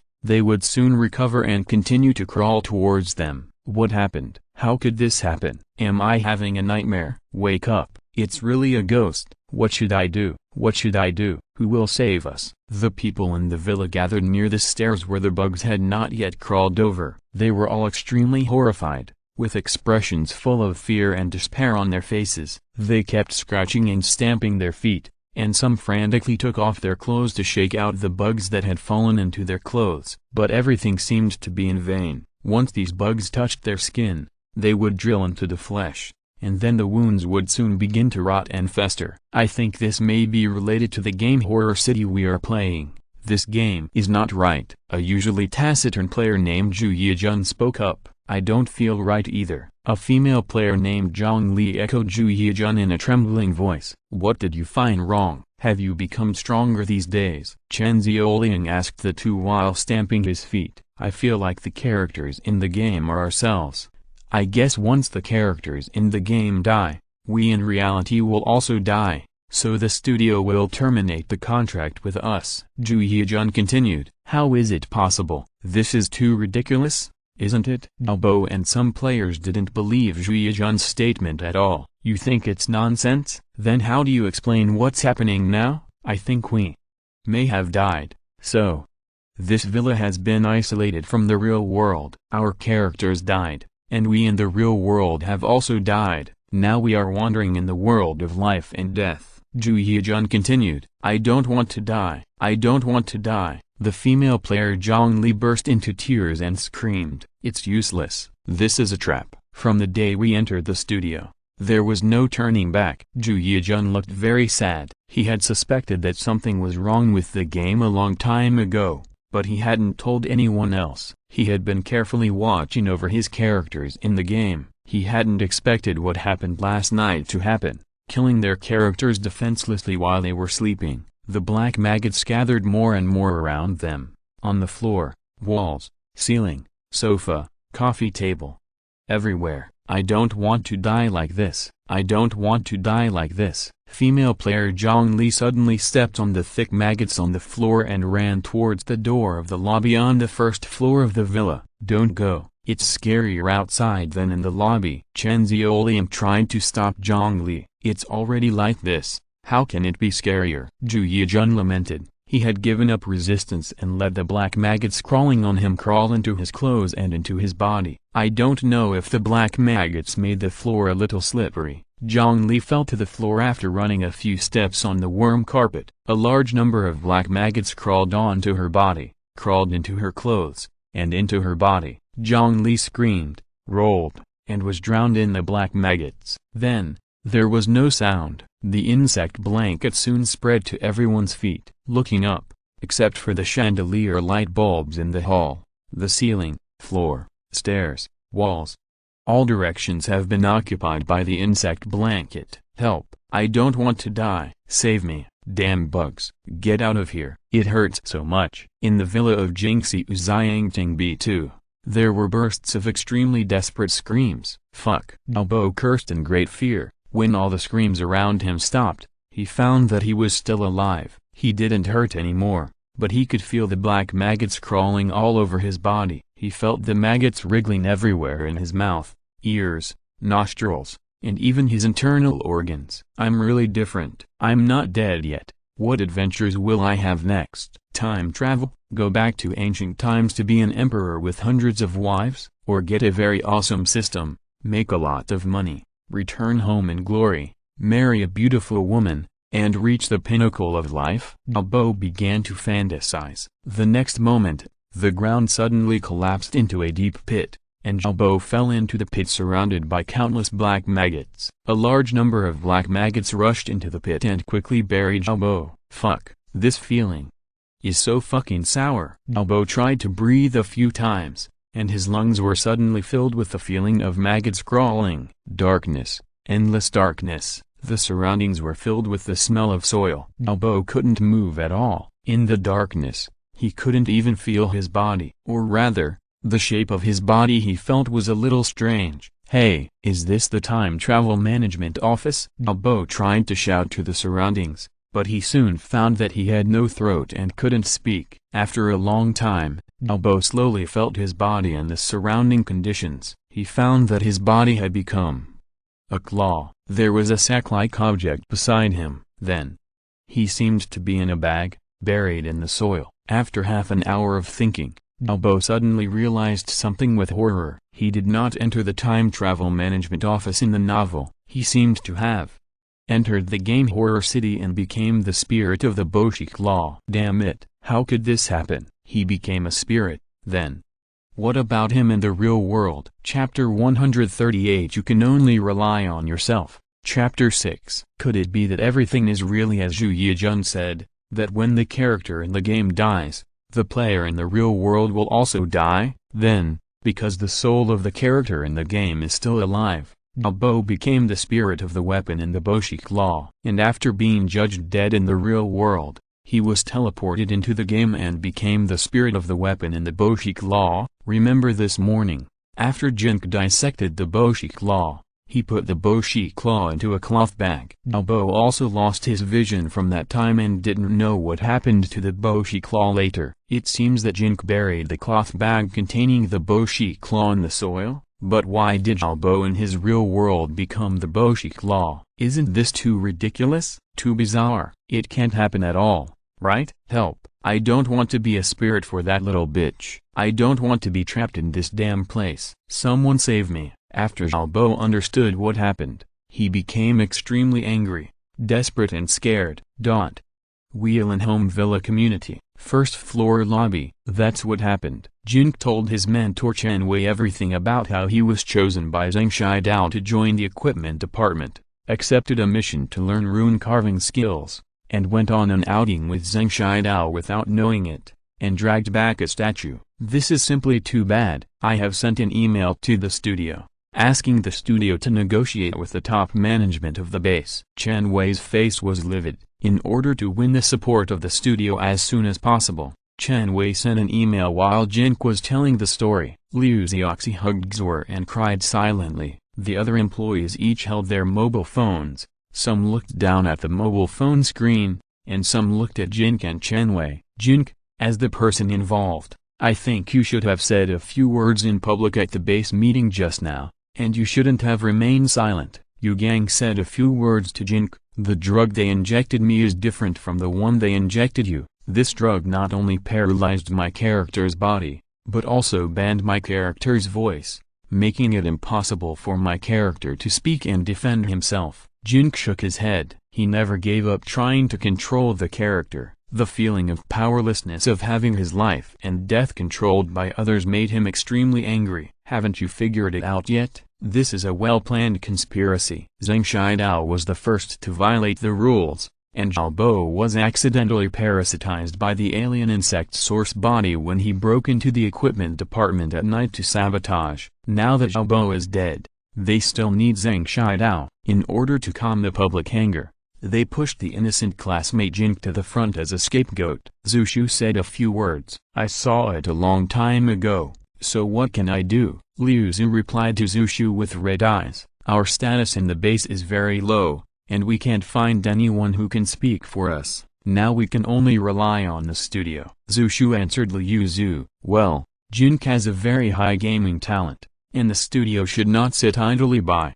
Baking nodded. Director Chen, you have to praise Jin Ke a lot at this time. Of course, his ability is also worthy of your praise, so that the studio will attach great importance to this matter and try their best to coordinate with the base. Zushu made a few suggestions to Chen Wei. This is the email I wrote. Chen Wei took the phone to Zushu. It was a long email, describing in detail how hard Jin Ke worked after entering the studio, how he performed well in the base, how the alien Zerg invasion saved all the employees in the villa, and his extraordinary gaming talent. It was obvious that what Zushu had thought of was also thought of by his mentor Chen Wei. Director Chen is amazing. He is more thoughtful than I thought. Zushu handed the phone back to Chen Wei. Has the studio responded? Liu Zioxi asked Chen Wei in a low voice. Not yet. I'll urge them again. Chen Wei sent another email. Time passed by minute. In nearly an hour, Chen Wei sent dozens of emails to ask about the results of the negotiation between the studio and the base, but all the emails fell into the sea without any response. Is there a phone or QQ to contact the studio's senior management directly? Zushu asked Chen Wei. No, the studio only gave me an email channel. All my communications with them were through emails. Generally speaking, email replies are very fast. For today's matter, I guess the studio needs time to communicate with the base. Chen Wei tried to hide his anxiety. There's no time. Zushu frowned. It'll be fine. Liu Zioxi hugged Xue'er tightly. The clock on the wall of the hall kept ticking. In another 20 minutes, it would be 5:30 in the afternoon, the time when Jin Ke would be executed by the base. On the mobile phone screen, the base security guards were already making preparations for the execution. The hall on the first floor of the villa became increasingly silent,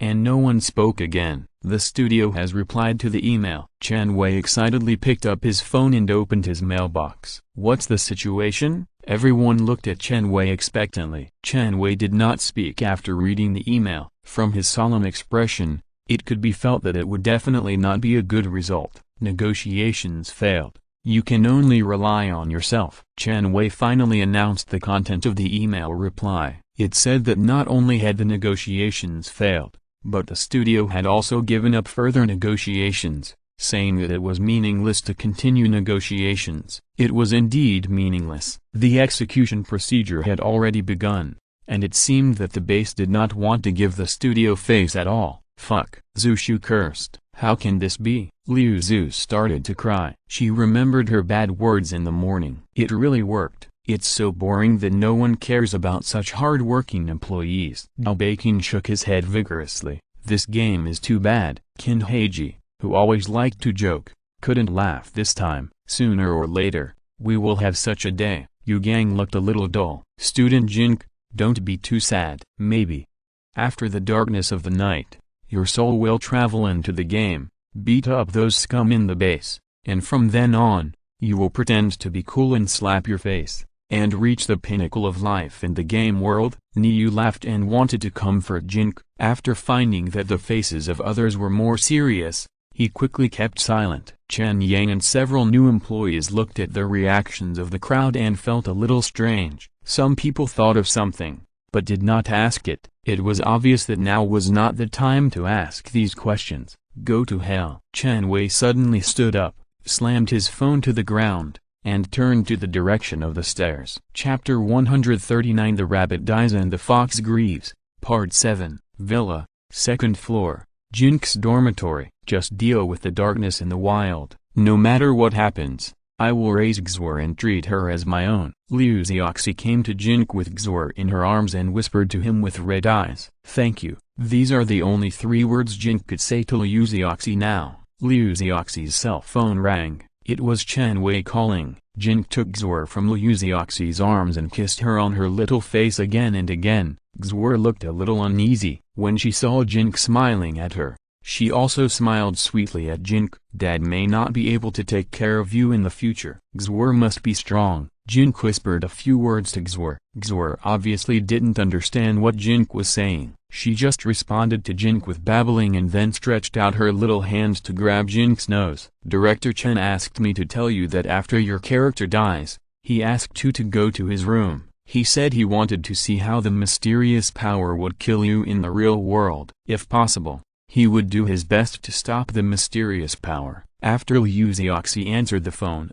he called Jin Ke aside and whispered a few words. Okay, thank Director Chen for me. Jin Ke nodded. We have discussed that if your character dies, we will stay with you forever. Maybe a miracle will happen. Zushu also came over and said a few words to Jin Ke. Thank you. Jin Ke smiled at Zhu Shu. Don't make it like a life and death separation. It's okay. Xue'er is blessed with a good life and will protect her father. Zhu Shu stretched out his fist and punched Jin Ke in the chest, but his eyes were a little wet. Not only for the friendship during this period, but also for the feeling of helplessness of the rabbit dying and the fox mourning. In everyone's opinion, Luo Chun's death could have been prevented. If Luo Chun had not been allowed to leave alone that night, he would not have died from the robber's hammer. Although they felt that the killing of the mysterious power was inevitable, now that another colleague was about to follow in Luo Chun's footsteps, they still wanted to try their best. If they could successfully save Jin Ke,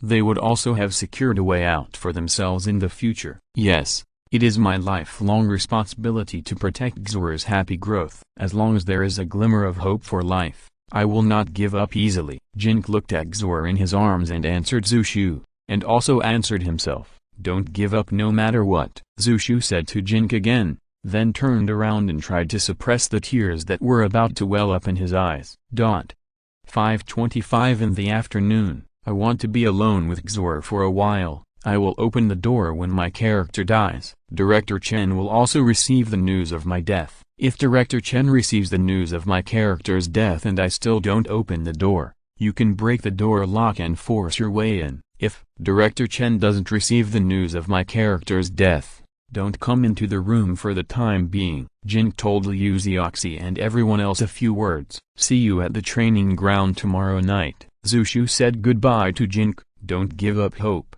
Liu Zhu also came over to say goodbye to Jin Ke. The world is unfair. We can only face reality. Believe in yourself, and miracles will definitely happen. Yu Gang wanted to say a few words of inspiration, but he couldn't make up anymore. Take care, brother. Niu grinned, trying to put on a smile but failing to do so. I always think you are different. You have handled the crisis of alien insect invasion. There is no reason why you can't handle it this time. Come on. Zhao Beiqing also encouraged Jin Ke a few words. Why are you saying all this? See you in the restaurant tomorrow morning. I will definitely break a plate then. Even if Zioxi asks me to pay 10 times the price, I will still break it. Qin Heiji smiled at Jin Ke. Although everyone knew what the outcome would be if they entered the darkness of the wild, they all tried to pretend to be calm and encouraged Jin Ke. It felt like visiting a friend with advanced cancer in the hospital. Apart from encouragement, there was nothing they could do or help.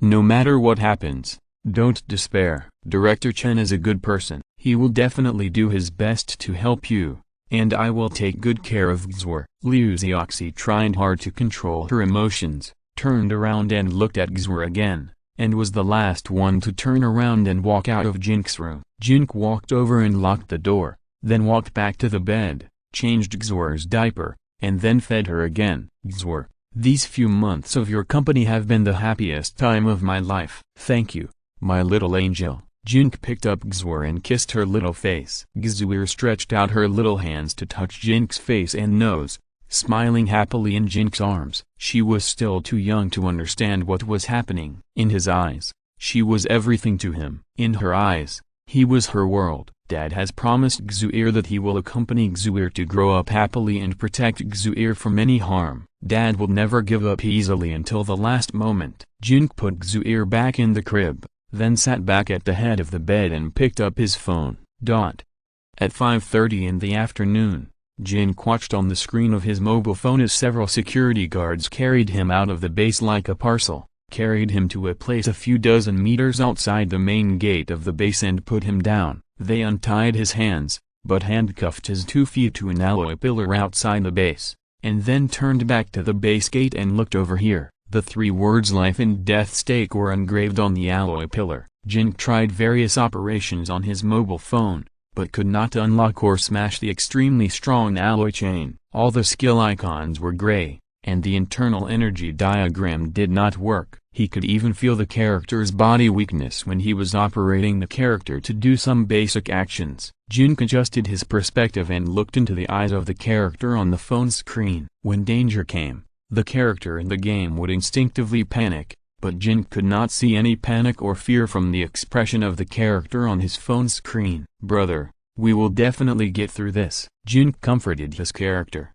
and of course, he was also comforting himself. The character on the phone screen seemed to have sensed something, and his eyes seemed to be locked on Jin Ke in front of the phone screen. Do you have an independent consciousness? What is the relationship between you and me? Why would I die if you die? Jin Ke asked the character on the phone a few questions. The character on the phone screen was just silent as always, quietly waiting for Jin Ke's next operation instruction. Chapter 140 Darkness Falls, Part 8. The debuff caused by the injection of drugs in the body was too strong, locking everything of the character. The alloy chain locked his ankles, and at most he could move his hands and arms. Moreover, even if Jin Ke could find a way to unlock or smash the extremely thick alloy chain now, it would be meaningless. It would be dark soon, and after dark the wilderness would be shrouded in darkness. He could not return to the base and would have no way out. Although Jin Ke's death charge could move through walls, it was limited to ordinary walls. Several gates of the base, and even the surroundings of the entire base were all shrouded in the kind of large energy restriction rune array shield that could not be passed through. This energy restriction could not be passed through by skills. It was impossible to escape from the life and death stakes by himself, and it was impossible to escape back to the base. After counting, the only people in the base who could and were willing to save him were Zhang Shidao and Liu Junmei. He could not enter the main gate, and it was also impossible to enter the north gate of the back mountain. It can be imagined that after what happened last night, the north gate of the back mountain must have been equipped with additional security guards and increased security measures. Even if Zhang Shidao and Liu Junmei wanted to rescue him, they could not open the north gate of the back mountain. Moreover, the base is very large. To get from the main gate to the back gate, one needs to cross the entire mountain. Even if one can find the right mountain road, it will take at least 2 or 3 hours to get there. Not to mention that Zhang Shidao is now in danger of being imprisoned and has been stripped of all his rights. Liu Junmei can't be counted on. In fact, Jin Ke and Liu Junmei don't have any friendship. Liu Junmei just has a better relationship with Zhang Shidao. No one can save him. The only thing Jin Ke can do now is to quietly wait for the darkness to fall at 6 o'clock, waiting for the arrival of death. Around 5:55 p.m., a man came out of the base. Jin Ke heard the noise on his phone and adjusted his vision to look towards the main gate of the base. It was Liu Junmei. Under the supervision of 2 security guards at the main gate, he hurriedly ran out of the base, carrying a large bag of things and placed it next to Jin Ke, saying that Zhang Shidao had asked him to send it. Study it carefully, maybe it will be useful. After Liu Junmei left a few words, he hurriedly returned to the base under the supervision of 2 security guards. The heavy alloy door of the base also closed with a bang at this time, and the light of energy restriction was faintly flickering on the alloy texture. The world in the game became extremely quiet in an instant, and Jin Ke's body in front of the mobile phone screen even felt a hint of coldness. This is a loneliness that goes deep into the bone marrow. What's in it? Jin Ke manipulated the character in the game to open the bag given by Liu Junmei. No matter what is in it, Jin Ke must use everything he can find to save the character's life, and also save his own life. Never give up until the last moment. There are more than 100 metal blocks in the bag. All of them are standard cubes with a length, width and height of about 1 centimeter. They are engraved with various strange runes of different colors. In addition to the more than 100 rune metal blocks, there is also a drawing in Zhang Shidao's handwriting. There is a rune array diagram drawn on it, which is obviously the result of Zhang Shidao's many years of research experience. It simply describes the function of this rune array. Zhang Shidao built such a rune array for the purpose of fighting against the darkness in the wild. Zhang Shidao obtained the authority from Fan Wenji and checked the rune arrangement of the large outer protective shield protecting the base. Inspired by it, he decided to miniaturize it for single soldier defense. The large rune array protective shield is a whole outsourced construction, driven by the large energy core in the base. It has the ability to resist the invasion of darkness at night. Zhang Shidao's small rune array cannot be driven by an energy core, and it is impossible for a person to carry an energy conversion device weighing hundreds of kilograms to drive the array in the dark outdoors.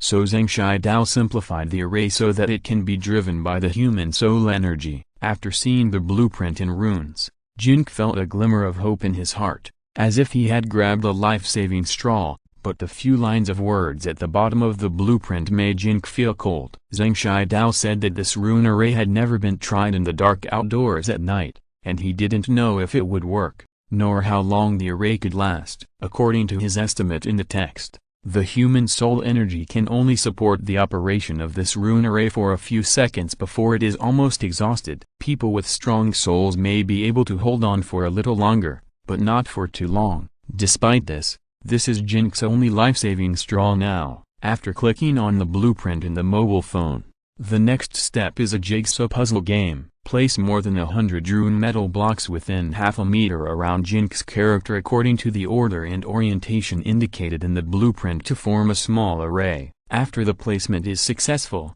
the energy in these runes will form a circuit with the energy in Jin Ke's body, forming a small protective shield outside Jin Ke's body to resist the invasion of darkness in the wild at night. In less than 5 minutes, Jin Ke had to place all the more than 100 runes in place, and they had to be placed correctly. The plugin did not start automatically, and Jin Ke did not dare to waste time trying to see if there was any plugin that could help him with this placement. He focused all his attention, looking for each rune and placing them in the appropriate position in the diagram. Fortunately, Zhang Shidao marked these runes with colors. The 8 arrays used different colors, and the connecting blocks in the middle also had special colors, which greatly reduced Jin Ke's workload. Jin Ke used a nearly extreme flow of operation to place the runes, one array after another. Finally, at 5:59 and 23 seconds p.m., he placed all the rune metal blocks in place according to the 8 arrays shown in the diagram. There are still 37 seconds before darkness falls outside the base, and the entire game world will be shrouded in darkness. Whether he was dead or alive, the answer would be clear in 37 seconds. This was all he could do at the moment. Next, he would leave it to fate. The sky was getting darker and darker, but he could still see everything around him clearly. When the last half-minute countdown began before 6 o'clock in the afternoon, Jin Ke saw through his mobile phone screen that a large amount of black fog in the game world was falling from the sky, like a huge lid that completely covered the entire sky and the entire earth. Looking up at the black fog in the sky, they were baring their fangs and claws, extremely ferocious, like countless demons gathered together, ready to devour all the lives on the ground the moment they landed. Chapter 141 Danger Sense, 9th Update. As the black fog descended, the scenery on the phone screen began to shake slightly. There were slight tremors from deep underground, as if many underground creatures were awakened at this moment and wanted to climb to the surface. When staying in the base,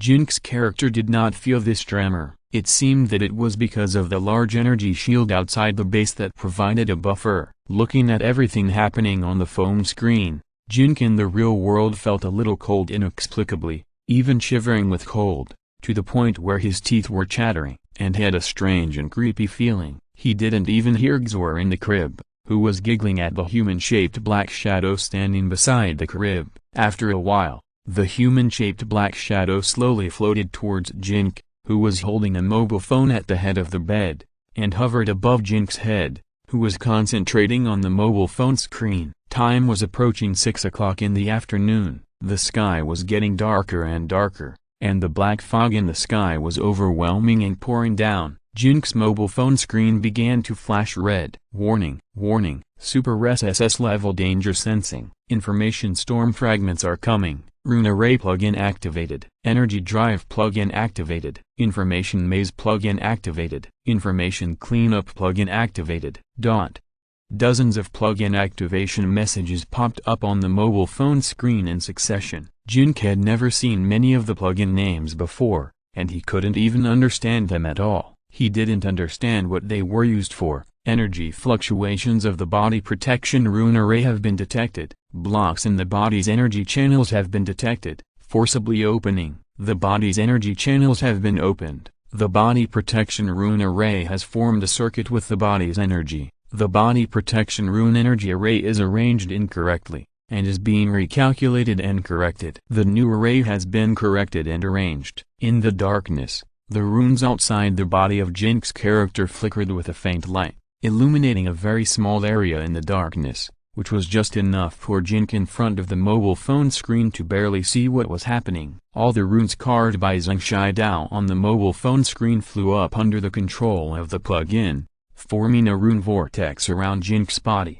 After a moment, they were rearranged and combined together to form a new formation that was completely different from the one in Zheng Shidao's blueprint. The main body's energy is too weak to activate the new formation. Warning, warning, Super SSS level danger sensing. Retry to activate the new formation. The main body's energy is too weak to activate the new formation. Warning, warning, countdown to the arrival of information storm fragments. 10, 9, 8, 7. In the real world, the humanoid black shadow above Jin Ke's head seemed to sense some kind of danger. After hesitating for a moment, it suddenly drilled into Jin Ke's body, who was concentrating on the mobile phone screen. Strong external energy has been detected to intervene in the main body. The energy index is rapidly increasing. The energy index has reached the array activation requirements. Start the new formation immediately. 4, 3, 2, 1. The information storm fragments are coming.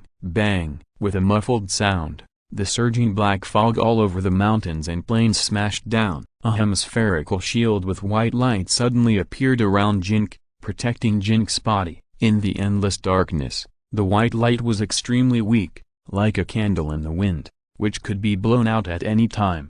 The howling of various injured beasts came from the darkness. Groups of solid shapes condensed in the surging black fog and gathered towards the golden shield. When the ear was close to the speaker of the mobile phone, the faint sound of animal hooves could be heard. Along with the muffled sound just now, Jin Ke in the real world felt as if his head was hit by a hammer. The whole person was in a trance for a moment.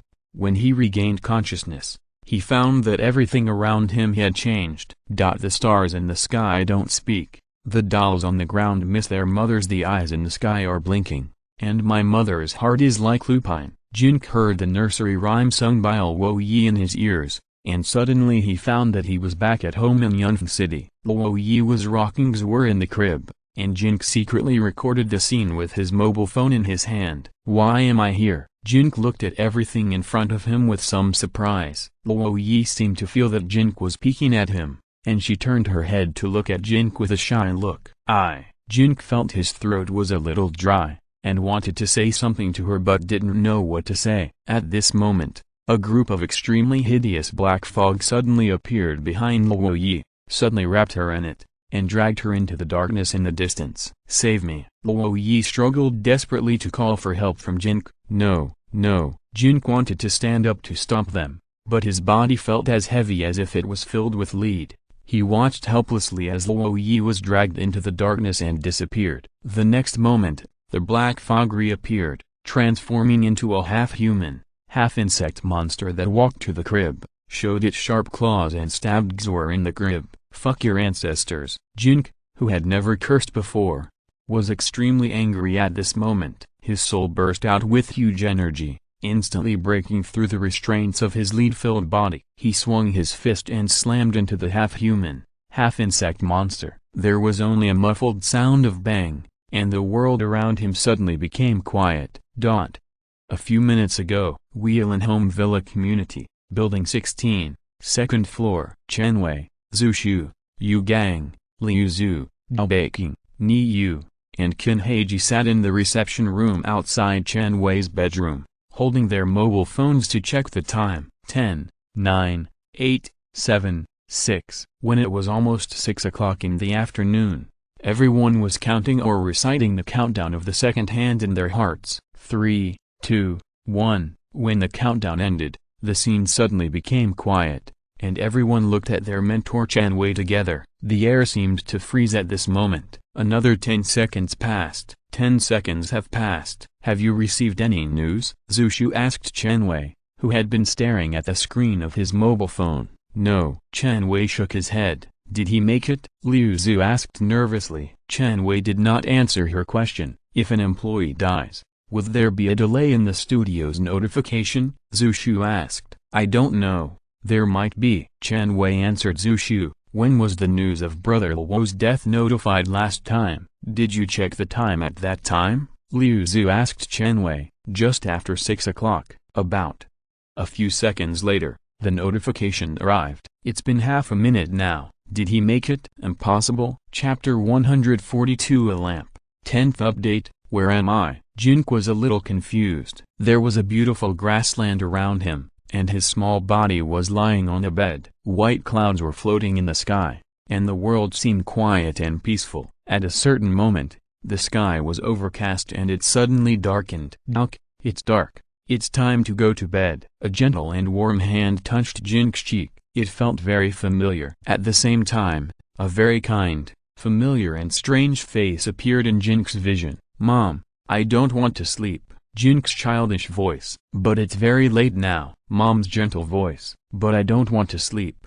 Then Mom will sing to you to sleep. Okay, okay. The rainbow is a promise of hope and the truest love. Dear baby, we love you forever. The rainbow is a promise of happiness and eternal love. Dear baby, I will accompany you forever. Little baby, I promised you with the rainbow, to walk through the memories of childhood together, grow up happily, and welcome a bright future. Mom. Hearing the familiar song, Jin Ke's eyes were instantly wet. You said you would accompany me forever. Why? Duck, why are you crying? The mother's gentle hand wiped away the moisture from the corners of Jin Ke's eyes. Mom, don't leave me. Jin Ke was as fragile as a 3-year-old child at this time. Don't be afraid. Mom will not leave you. Mom will always be with you. Suddenly, the sky collapsed and the ground beside the bed also cracked a huge crack. Mom screamed and fell from the bed. Jin Ke quickly turned over and tried to grab her warm hand with his tender little hand. Unfortunately, he didn't catch anything, and could only watch his mother fall into the endless abyss underground and be swallowed by the surging thick black fog. No, no, no. Jin Ke knelt on his knees and kept hitting his head with his fists. You are a man, don't cry. Be brave, be strong. You must first survive, and then make yourself strong, so that you can protect your loved ones. A vague and deep male voice sounded in Jin Ke's ears. Father? Jin Ke looked at the tall figure in front of him, trying to see his face clearly but couldn't see it clearly. For the people you love, you can never give up. Be brave, be strong. The tall figure gradually became blurred, and his voice gradually disappeared into the sky. I won't give up. I will never give up. Jin Ke gritted his teeth and stood up suddenly. The dark clouds in the sky were getting lower and lower.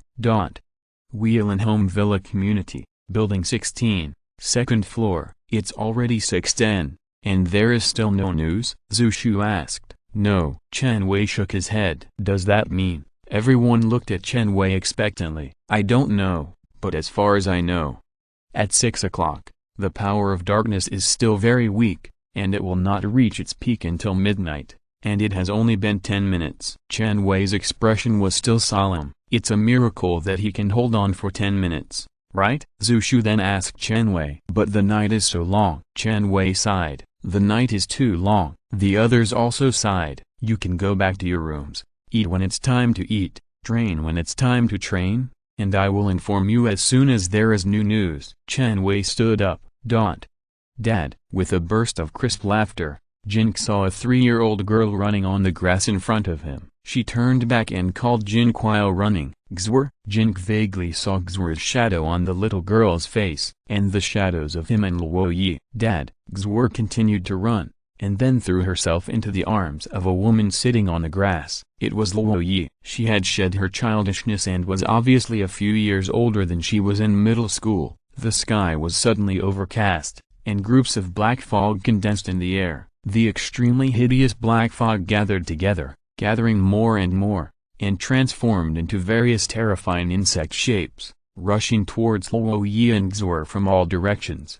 Get out of the way! Jin Ke roared and rushed over to protect Luo Ye and Xue'er on the grass. The black fog continued to gather, and the various howls and screams coming from it made Jin Ke's head split, and his mind gradually became unclear. Jin Ke found that when his mind became a little unclear, the surrounding insect-shaped black fog would get closer and closer. When he tried to keep his mind clear, these insect-shaped black fogs would not move forward, but just rolled and howled in the same place very hideously. I must stay awake. Jin Ke understood what he should do. However, the price of staying awake is the pain of countless needles on the soul, which is dozens of times more painful than the body being pricked by needles, which is unbearable. Forced resistance will soon make people's spirit extremely tired. In this case, it is very difficult for Jin to stay awake. Get out, get out. If anyone dares to hurt them, I will turn you into ashes. Jin roared loudly, trying to stay awake in extreme pain. The night was very long, the darkness was endless. The ferocious black fog was always watching, just like a group of lions observing their prey. They patiently waited for the moment when Jin was exhausted, and then pounced on him. I'm too tired, I can't hold on, I can't give up, I absolutely can't give up. I'm a man, I must be brave, I must be strong, I must make myself strong, I must survive. Only in this way can I protect my loved ones. I have lost everything, I can't lose them again, I must grit my teeth and hold on. Jin wanted to cheer himself up with roars, but he was obviously at his limit and couldn't even roar. His head hurt more and more, so much that it was about to explode. His eyelids became heavier and heavier,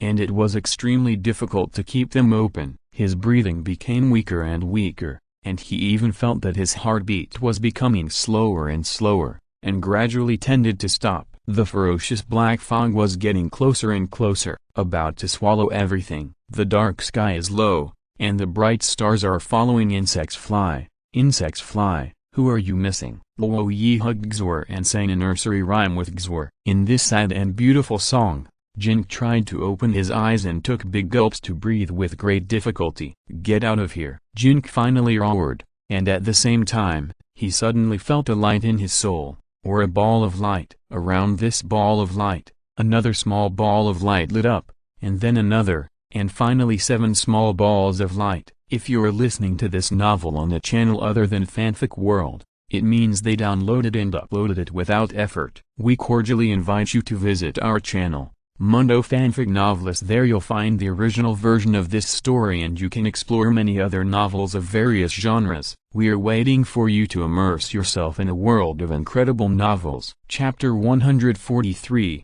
A Candle in the Wind. 7 small balls of light kept rotating around the middle ball of light, sometimes getting close to it, and sometimes separating from it.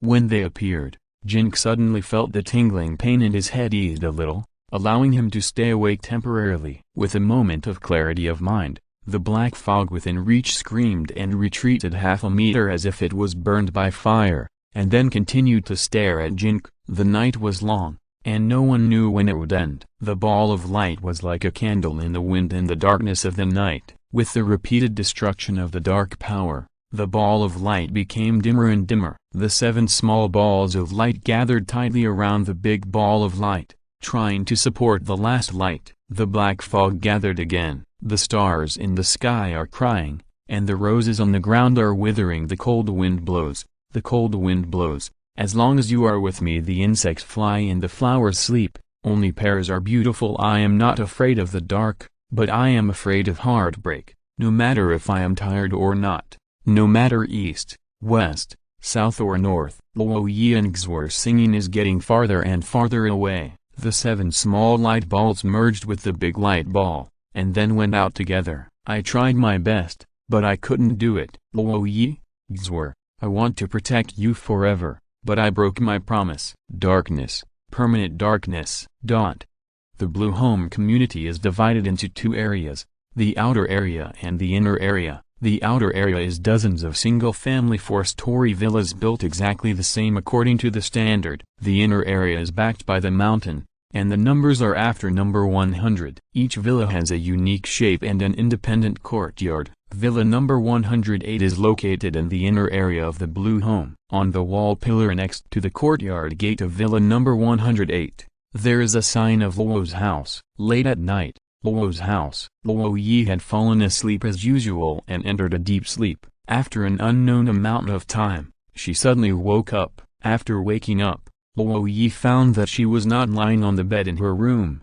but standing in an extremely dark place. The darkness around her was like being immersed in an extremely thick black fog, and she could not see her hand in front of her face. Looking around in a daze, Luo Ye finally found that not all places were pitch dark, and there was a faint light in a certain direction. In the dark, People's instinct will move towards the direction of the light. Luo Ye was no exception. She immediately groped her way towards the place where the light appeared. The light was getting closer and closer, and Luo Ye gradually saw clearly that the light was radiating from the window. I don't know why I fell into darkness, and I don't know what's in that window, but Luo Ye knows for sure that the answer she wants should be in that window. A familiar cry of a baby appeared in the room where the window was. It's Xue'er. Luo Ye immediately recognized the voice. Xue'er's crying became louder and louder, as if she had encountered something extremely terrible. Luo Ye had already rushed to the window, but the window was several meters high. There was no door to enter the room below. Xue'er's crying became clearer and more heartbreaking. Don't be afraid,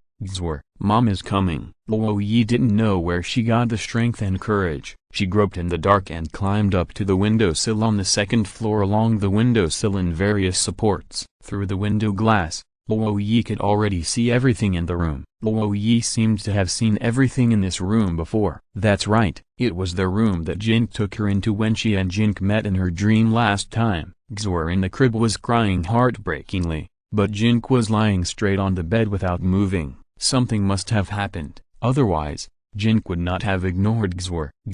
Luo Ye tried to open the window, but found that it was locked from the inside. She punched the window glass with her fists, but she couldn't break the window glass even though her fists were bleeding. Luo Ye fumbled around, but couldn't find any tools to use. After observing for a while, Luo Ye found that the window glass was just stuck in the slide. If she kicked hard, she could break the slide or the lock of the window glass. Now this was the only way. Luo Ye grabbed the window railing with both hands and kicked the window glass fiercely. 1 kick, 2 kicks, 3 kicks, 4 kicks, bang! With a sound, Luo Ye finally kicked the entire slide to pieces, and the window frame fell to the floor of the room. She didn't care about the severe pain in her calves and knees, jumped out of the window and flipped into the room, and picked up Xue'er, who was crying non-stop in the crib. Xue'er stopped crying, but her eyes looked at Jin Ke on the bed, and she babbled something to Luo Ye. Luo Ye then discovered that Jin Ke on the bed had a frown on his face. His face was extremely pale, and his body was shaking constantly, obviously seriously ill. Luo Ye put Xue'er back in the crib, and after confirming that Xue'er was no longer crying, he hurried to Jin Ke's bed and reached out to touch Jin Ke's forehead. It was terribly hot. Luo Ye grabbed the Xiaomi phone on the table beside Jin Ke's bed and wanted to call 120 emergency number, but the phone was turned off and could not be opened. Luo Ye rushed to the door again, twisted the door lock and tried to open the door to go out for help, but after opening the door, she couldn't help but be stunned. After the door was opened, there was a wall behind it. The room was completely sealed. What's going on? Luo Ye rushed back to the room, and after thinking about it, she decided to go down from the window that was kicked open to ask for help. However, when she came to the window where she had just come in, Luo Ye was stunned again. Outside the window, it had also become a wall. Calm down, is this a dream? Luo Ye tried to think. Daddy! Xue'er in the crib let out a very clear cry. Luo Ye thought of the seriously ill Jin Ke, and rushed to his bedside again. He has a high fever, it is estimated to be over 40 degrees, and he must cool it down first. Luo Ye made a preliminary judgment, then rushed to the bathroom quickly, found a towel, soaked it with cold water, rushed back to the room, folded the towel and put it on Jin Ke's forehead. Soon the towel was warmed up, and Luo Ye hurried to the bathroom again, cooled the towel under the faucet again, and applied it to Jin Ke's forehead again. While applying the cold towel to Jin Ke's head, Luo Ye also took out drinking water and fed it to Jin Ke mouthful by mouthful with a cup of water. After more than 2 hours of repeated tossing and turning, Jin Ke's body temperature finally dropped a little. Luo Ye thought of Xue'er, walked to the crib and took a look, and found that Xue'er was already asleep. Jin Ke on the bed was shaking even more violently at this time. He was shouting something indistinctly. Even after Luo Ye covered him with a blanket, he was still shaking. It seemed that he was extremely afraid of the cold because of the fever. After hesitating for a moment, Luo Ye got into the blanket and hugged Jin Ke tightly to keep him warm, which finally calmed down Jin Ke's shaking a little. Chapter 144 Small Boat. Tired and exhausted, Luo Ye held Jin Ke in her arms, and her mind became a little fuzzy. After an unknown amount of time, she suddenly woke up, feeling that something was wrong. Jin Ke's body didn't seem to have a fever anymore. No, she reached out and found that Jin Ke's breath was extremely weak, almost imperceptible. His chest didn't seem to rise and fall like a normal person's because of breathing. Luo Ye buried her ear in Jin Ke's chest, and she couldn't hear his heartbeat. No, you can't die. Didn't you say you wanted to watch Xue'er grow up? How could you just leave her alone? Luo Ye was horrified and yelled at Jin Ke. Jin Ke didn't respond at all, and his frown had already relaxed. But this was obviously not a good sign. You can't die. I won't let you die. Luo Ye pressed Jin Ke's chest hard, and then gave him mouth-to-mouth artificial respiration. Over and over again. Jin Ke's body still didn't respond. You can't die. What will happen to Xue'er if you die? Luo Ye cried, continuing to press and artificially breathe Jin Ke's chest. Over and over again. The power of darkness is too strong. You can't save him. A voice rang out, and at the same time a human-shaped black shadow appeared beside the bed, opposite Luo Ye. Who are you? Luo Ye asked the black shadow, and while asking, she still did not stop treating Jin Ke. A person who can guide you to save him, the black shadow answered Luo Ye. Then, please save him. After Luo Ye understood, she quickly begged the black shadow, let me help you save him, but you have to agree to one condition of mine. The black shadow proposed to Luo Ye. What condition? Luo Ye looked at the black shadow very vigilantly, but now in order to save Jin Ke, she had no choice but to risk it. It's very simple. Promise me to become a secret guardian and sign a contract with me, and I will save him. The black shadow stated its conditions. Secret guardian? What is it? Luo Ye had a puzzled expression. I will implant a game called Horror City in your mobile phone. You must log into the game and play it for at least 2 hours every day. After playing the mobile game, you will naturally understand what the secret guardian is. The black shadow answered Luo Ye. Play mobile games? Luo Ye felt that the conditions proposed by the black shadow were a bit nonsensical. His body is on the verge of death, and his soul will suffer irreversible damage in 2 minutes. You must make a decision as soon as possible, otherwise it will be too late even if I want to save him. The black shadow reminded Luo Ye a few words. Just play mobile games? Must you play for 2 hours every day? I promise you. Although Luo Ye didn't know what the conditions proposed by the black shadow meant, it didn't seem to be the kind of request that could not be agreed to. For Jin Ke, she didn't dare to hesitate too much. I still have to remind you a few words. When playing this mobile game, once the character in the game dies, some very bad things will happen. You have to think it over carefully. The black shadow said a few more words to Luo Ye. I have agreed to your terms. Save him. Luo Ye didn't want to listen to what the black shadow said. She was worried that Jin Ke's soul would be irreversibly damaged in 2 minutes. So she just urged the black shadow, sign this contract. Just press your finger here. The black shadow waved his hand, and an old blood-red scroll floated in front of Luo Ye. Luo Ye glanced at the text on the scroll. The requirements were very strange. She had to play the Horror City mobile game for 2 hours every day in the future, and the black shadow would teach her how to save Jin Ke. If she violated the requirements of the contract, her soul would collapse and die. Half a minute left. The black shadow reminded Luo Ye. Press here. Luo Ye confirmed with the black shadow. Yes. Right index finger. Don't you need ink? No, just press hard with your index finger. Luo Ye placed her right index finger on the place where the contract was to be sealed, and pressed hard. Suddenly, her index finger felt a sharp pain. Luo Ye cried out softly and raised her finger. There was a bloody fingerprint on the place where her index finger had just pressed. Okay. The black shadow waved his hand,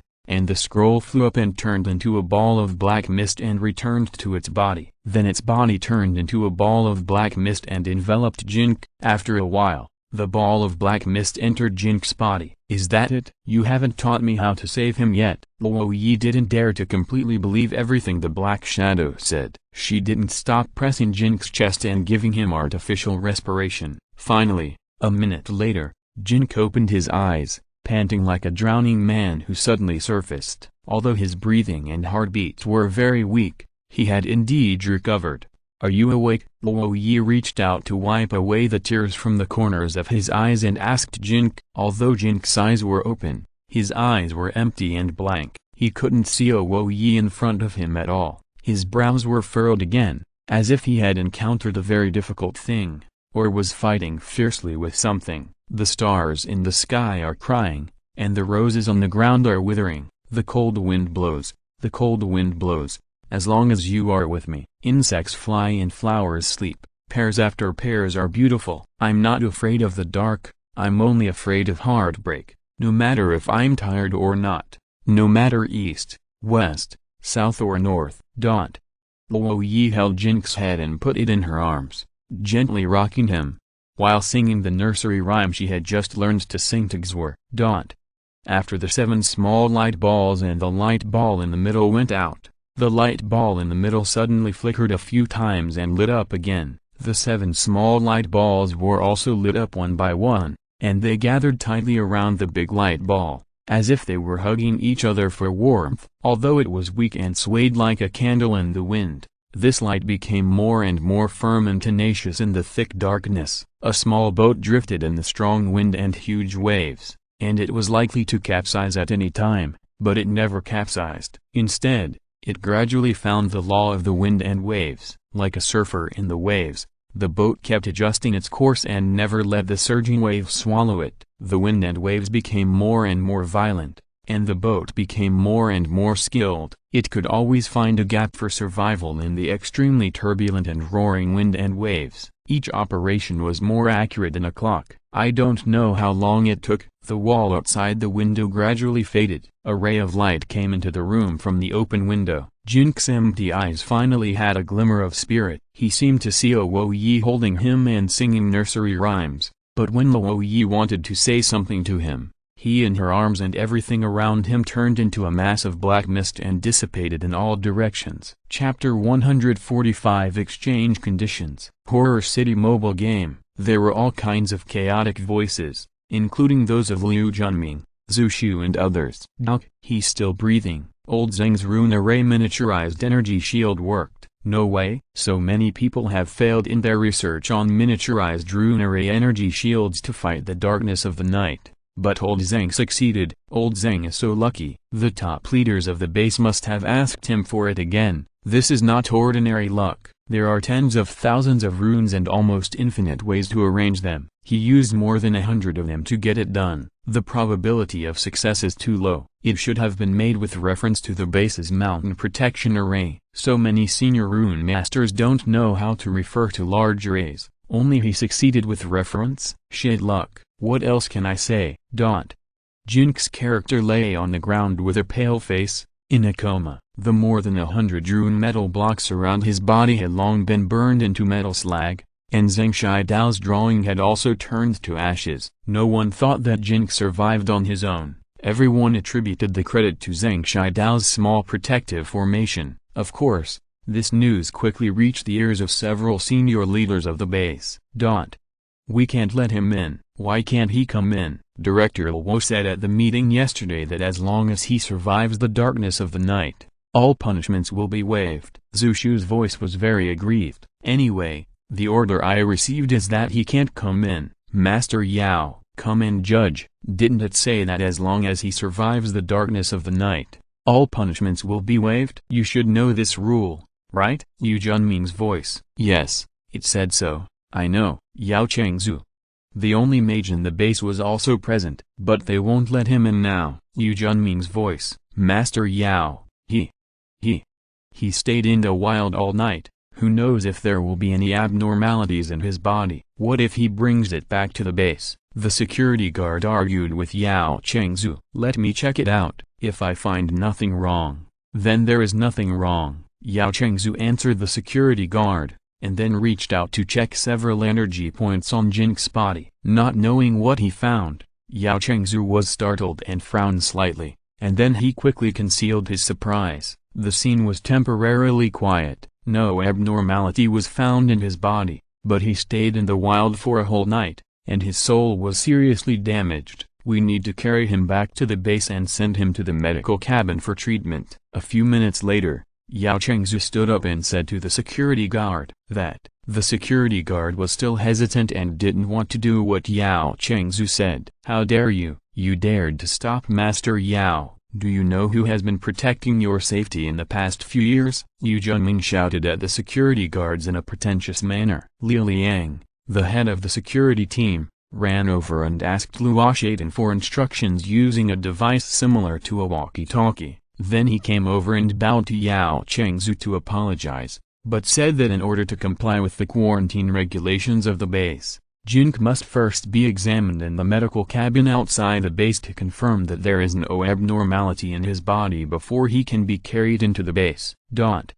Base prison. Your apprentice is not dead. He survived the darkness of the night. Zhang Daxiu, as a representative of the top leaders of the base, came to talk to Zhang Shidao. Among all the top leaders, except Fan Wenji, she has a relatively good relationship with Zhang Shidao, and Fan Wenji is not convenient to come forward for the things she wants to talk about. Oh, Zhang Shidao's eyes flashed with a light. The miniaturized rune array energy shield he secretly developed was actually successful. The leaders said that as long as you are willing to contribute the array diagram of the miniaturized rune array energy shield, your sentence will be reduced by 20 years and your freedom will be restored. Zhang Daxiu and Zhang Shidao discussed the conditions. If the leaders of the base can get the blueprint of the miniaturized rune array energy shield that can resist the darkness in the wild, they will make a fortune. The smallest rune array that can resist the darkness in the wild sold by the rune masters in this world is as big as a building, and more than 10,000 runes are needed. This array is used for the construction of wild post stations. No one has researched the rune array energy shield that can be further miniaturized and used for individuals to resist the darkness in the wild. Zhang Shidao can reduce the number of runes in the rune array that resists the darkness in the wild to more than 100, and can protect a person alone without the need for an energy core. You can imagine how valuable it is. This miniaturized shield that does not require an energy core should be able to be used on individual equipment after further improvement. In this way, the darkness of the night will no longer be a fatal threat to everyone. After entering the darkness of the night, the researchers can conduct a more detailed study of the darkness of the night, and perhaps develop higher technology to prevent the arrival of darkness at night from the root. Zhang Shidao's blueprint is so precious that it is not even enough to describe it as priceless. Of course, these people don't know yet that Zhang Shidao's blueprint is completely wrong.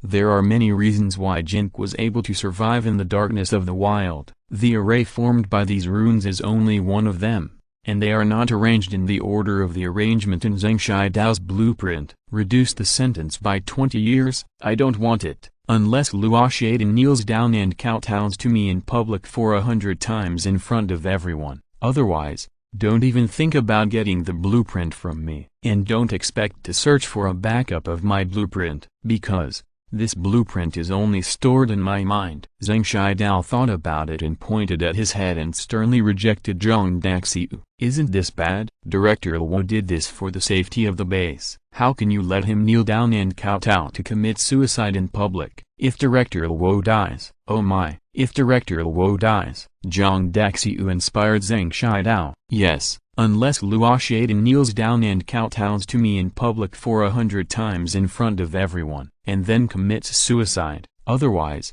don't even think about getting the blueprint from me. Zhang Shidao reiterated his conditions. Okay, I will convey your opinion to all the senior leaders of the base. I think Director Luo should be able to make the right choice for the sake of the overall interests of the base. Zhang Daxiu happily left with Zhang Shidao's exchange conditions. The conditions I proposed twice just now.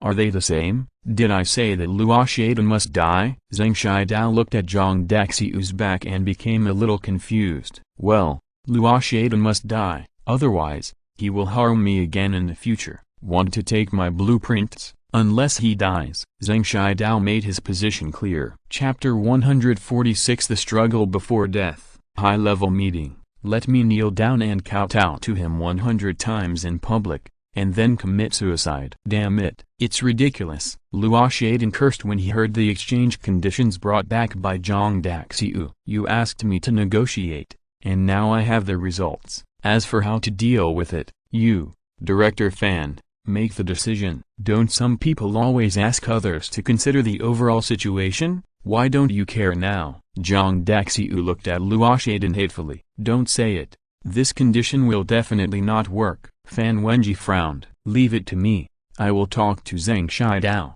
and I guarantee that within half an hour, he will spit out the drawings. Luo Ye had a sinister expression on his face. I absolutely won't allow you to do that. Fan Wenji stopped Luo Ye. He knew that Luo Ye must want to torture Zhang Shidao. Humphrey, guarding a treasure mountain without digging, letting that dead old man rot in his stomach, or let him find an opportunity to sell it to others? Boss Fan, you are becoming more and more indecisive. It will be difficult to convince others if you continue like this. Luo Ye complained. This time, he used Zhang Shidao's alien insect incident to actually fail to shake Fan Wenji's ruling position, which made him feel very unhappy. Now, Zhang Shidao actually miniaturized the rune array that can resist the darkness in the wild. His future position in the base can be imagined, and he is very unhappy with Luo Ye and wants to put him to death. Luo Ye certainly wants to strike first. He tortured Zhang Shidao to hand over the blueprints,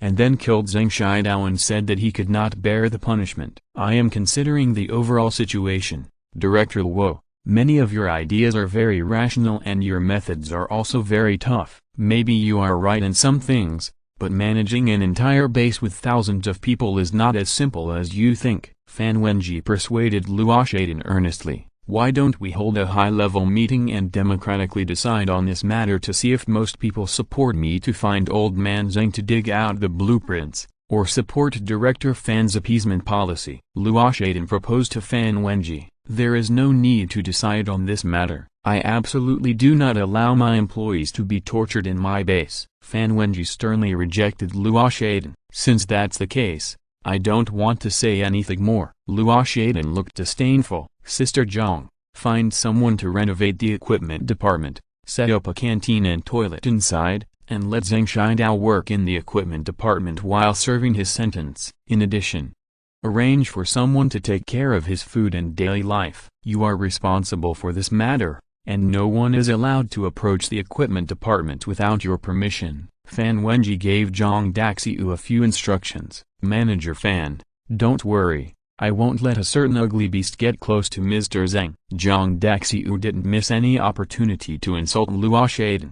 If she just called him a beast, it wouldn't be clear that she was scolding Luo Ye, but with the words ugly, it would definitely lock on Luo Ye. Although Luo Ye is tall, he looks a bit ugly. Like Albo, he is the kind of person with extremely low charm. Born by his parents, there is really no way, unless some charm-enhancing accessories are used to make up for it. But the price of this kind of charm-enhancing accessories is very expensive, and the drop rate in the wild dungeon is extremely low. It is dozens of times more expensive than weapons and equipment of the same level. There is no way. Everyone has a love of beauty, even in the game world. Luo Ye asked his subordinates Liu Yang and others to help him collect charm-enhancing accessories everywhere, but they have never found anything. When Luo Ye heard Zhang Daxiu's personal attack on him, he sneered and said nothing. I don't know what bad idea he was thinking. Director Ran, please go to the Green Plains shelter and get a rune carving device back. Fan Wenji turned to Ran Maqiang in the equipment department. The original rune carving equipment in the equipment department was smashed by Xiaobo. The base maintenance equipment cannot do without this thing, so we can only buy another one. Director Fan, the funds you gave are not enough to buy a whole set of equipment. Ran Maqiang looked embarrassed. The base is short of funds now. After you go there, try your luck with black market merchants. You should be able to get it. Fan Wenji waved to Ran Maqiang. The guys in the black market are becoming less and less reliable. I can't guarantee that there won't be any accidents during the transaction. Ran Maqiang complained a few words. I believe in your ability. Fan Wenji laughed awkwardly. Wheel and Home Community, Villa number 16. My head hurts. Jin woke up, but his body felt like he had a viral cold and had a fever all day, and his whole body was extremely sore. He had a whole night of dreams, all kinds of nightmares, and dreamed of his mother, father, Xue'er, and Luo Ye. He dreamed that he was very cold, as if he was dying, and Luo Ye hugged his body to keep him warm. Later, he felt that he was really dead. He was floating in the air and saw Luo Ye crying and shouting non-stop. He gave him chest compressions and artificial respiration to save him, and then held his head and sang nursery rhymes for him. What a messed up dream. Xue'er. Jin Ke realized something, and struggled to get up and walked to the crib. Xue'er woke up and was eating her fingers. When she saw Jin Ke, she immediately laughed excitedly. Jin Ke knew she was hungry, so he hurried over to prepare milk for her. However, he felt dizzy after walking a few steps, and stumbled and almost fell to the ground. There is indeed a great connection between games and reality. The game character died, so I should be dead soon, right? Is this the struggle before death? Jin complained to himself. After stabilizing himself at the table, Jin poured warm water into the bottle with his shaking hands, and then added milk powder 1 spoonful at a time according to the amount of warm water. After adding the milk powder, Jin walked back to the crib panting and sat down, looking at Xue'er with a smile while shaking the bottle in his hand. Xue'er stared at the bottle in Jin's hand, and she opened her mouth anxiously and babbled. Jin hurriedly shook the bottle, and then handed it to Xue'er's mouth in the crib.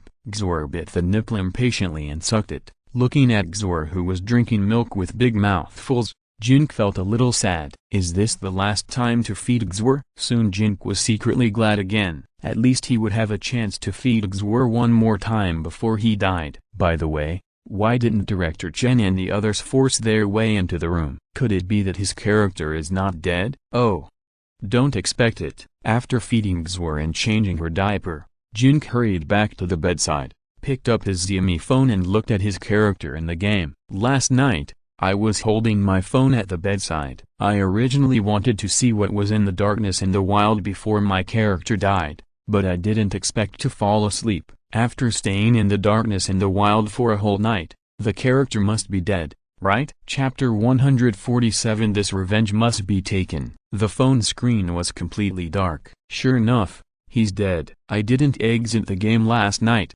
and now the phone has automatically exited the game. Jin sighed, then pressed his finger on the fingerprint verification area behind the phone screen to try to light up the phone screen. The phone screen did not respond and was still completely dark. He's dead. Even this future technology plug-in Xiaomi phone is dead. Jin felt even more sad. Despite this, Jin still tried to press various buttons on the phone, trying to figure out how he died. When Jin's finger slid across the screen, the game menu option popped up on the screen. Huh? Isn't he dead? Jin was a little surprised, and he quickly opened the game log. There was no record of the character's death in the game log, but there were many other records. The latest record indicated that the game character was in the medical cabin and was undergoing examination and treatment. I'm really not dead. The phone screen went black because the inside of the medical cabin was pitch black. Jin breathed a sigh of relief, then suppressed his excitement of surviving a disaster,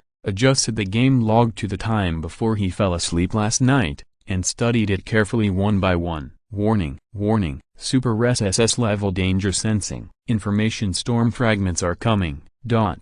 After some external information prompts, Jin found a surprise. Congratulations on awakening the soul skill, Soul Gathering. Soul Gathering, after it is activated, it can temporarily gather all the soul energy of multiple souls together. Duration, 30 seconds. The duration of each level of soul gathering increases by 1 second and the soul energy increases by 1%. Cool down time, 1 minute. Energy consumption, 5 energy points. With this soul gathering, can't I make up for the defect that my soul energy is lower than that of ordinary people? And it gathers all the soul energy of multiple souls together. I remember Liu Junming said that my main soul energy accounts for 50% of the total, and the 7 secondary souls account for 50%. The energy intensity of the main soul is equivalent to 60% of that of ordinary people. If all the soul energy of multiple souls can be gathered together, the overall soul energy will be 20% more than that of ordinary people. This also means that my basic output after using the soul gathering is 20% higher than that of other players. It is twice as high as my original self. Not only the basic output, but all individual attributes will be improved after using the soul gathering. It just consumes a lot of energy points, but compared to the energy points consumed,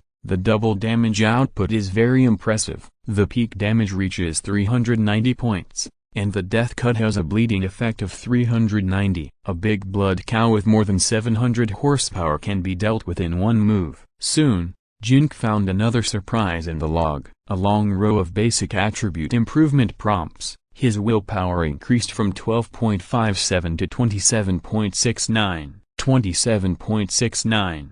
Did you read it right? It has more than doubled. Sensitivity increased from 12.69 to 19.94. Jin Ke remembered that the standard for the mage's job changes, that endurance and physique are both above 8, intelligence and willpower are both above 12, and sensitivity is above 15. Now his intelligence is 12.57, willpower is 27.69, and sensitivity is 19.94. Which fully meets the requirements for the job change to a mage. However, this requires him to get the soul dividing agent and give himself the ability to divide souls. Continue to flip the records. There are more surprises than just now. The log indicated that his energy cultivation had broken through the first level. The degree of energization of the body was 1%.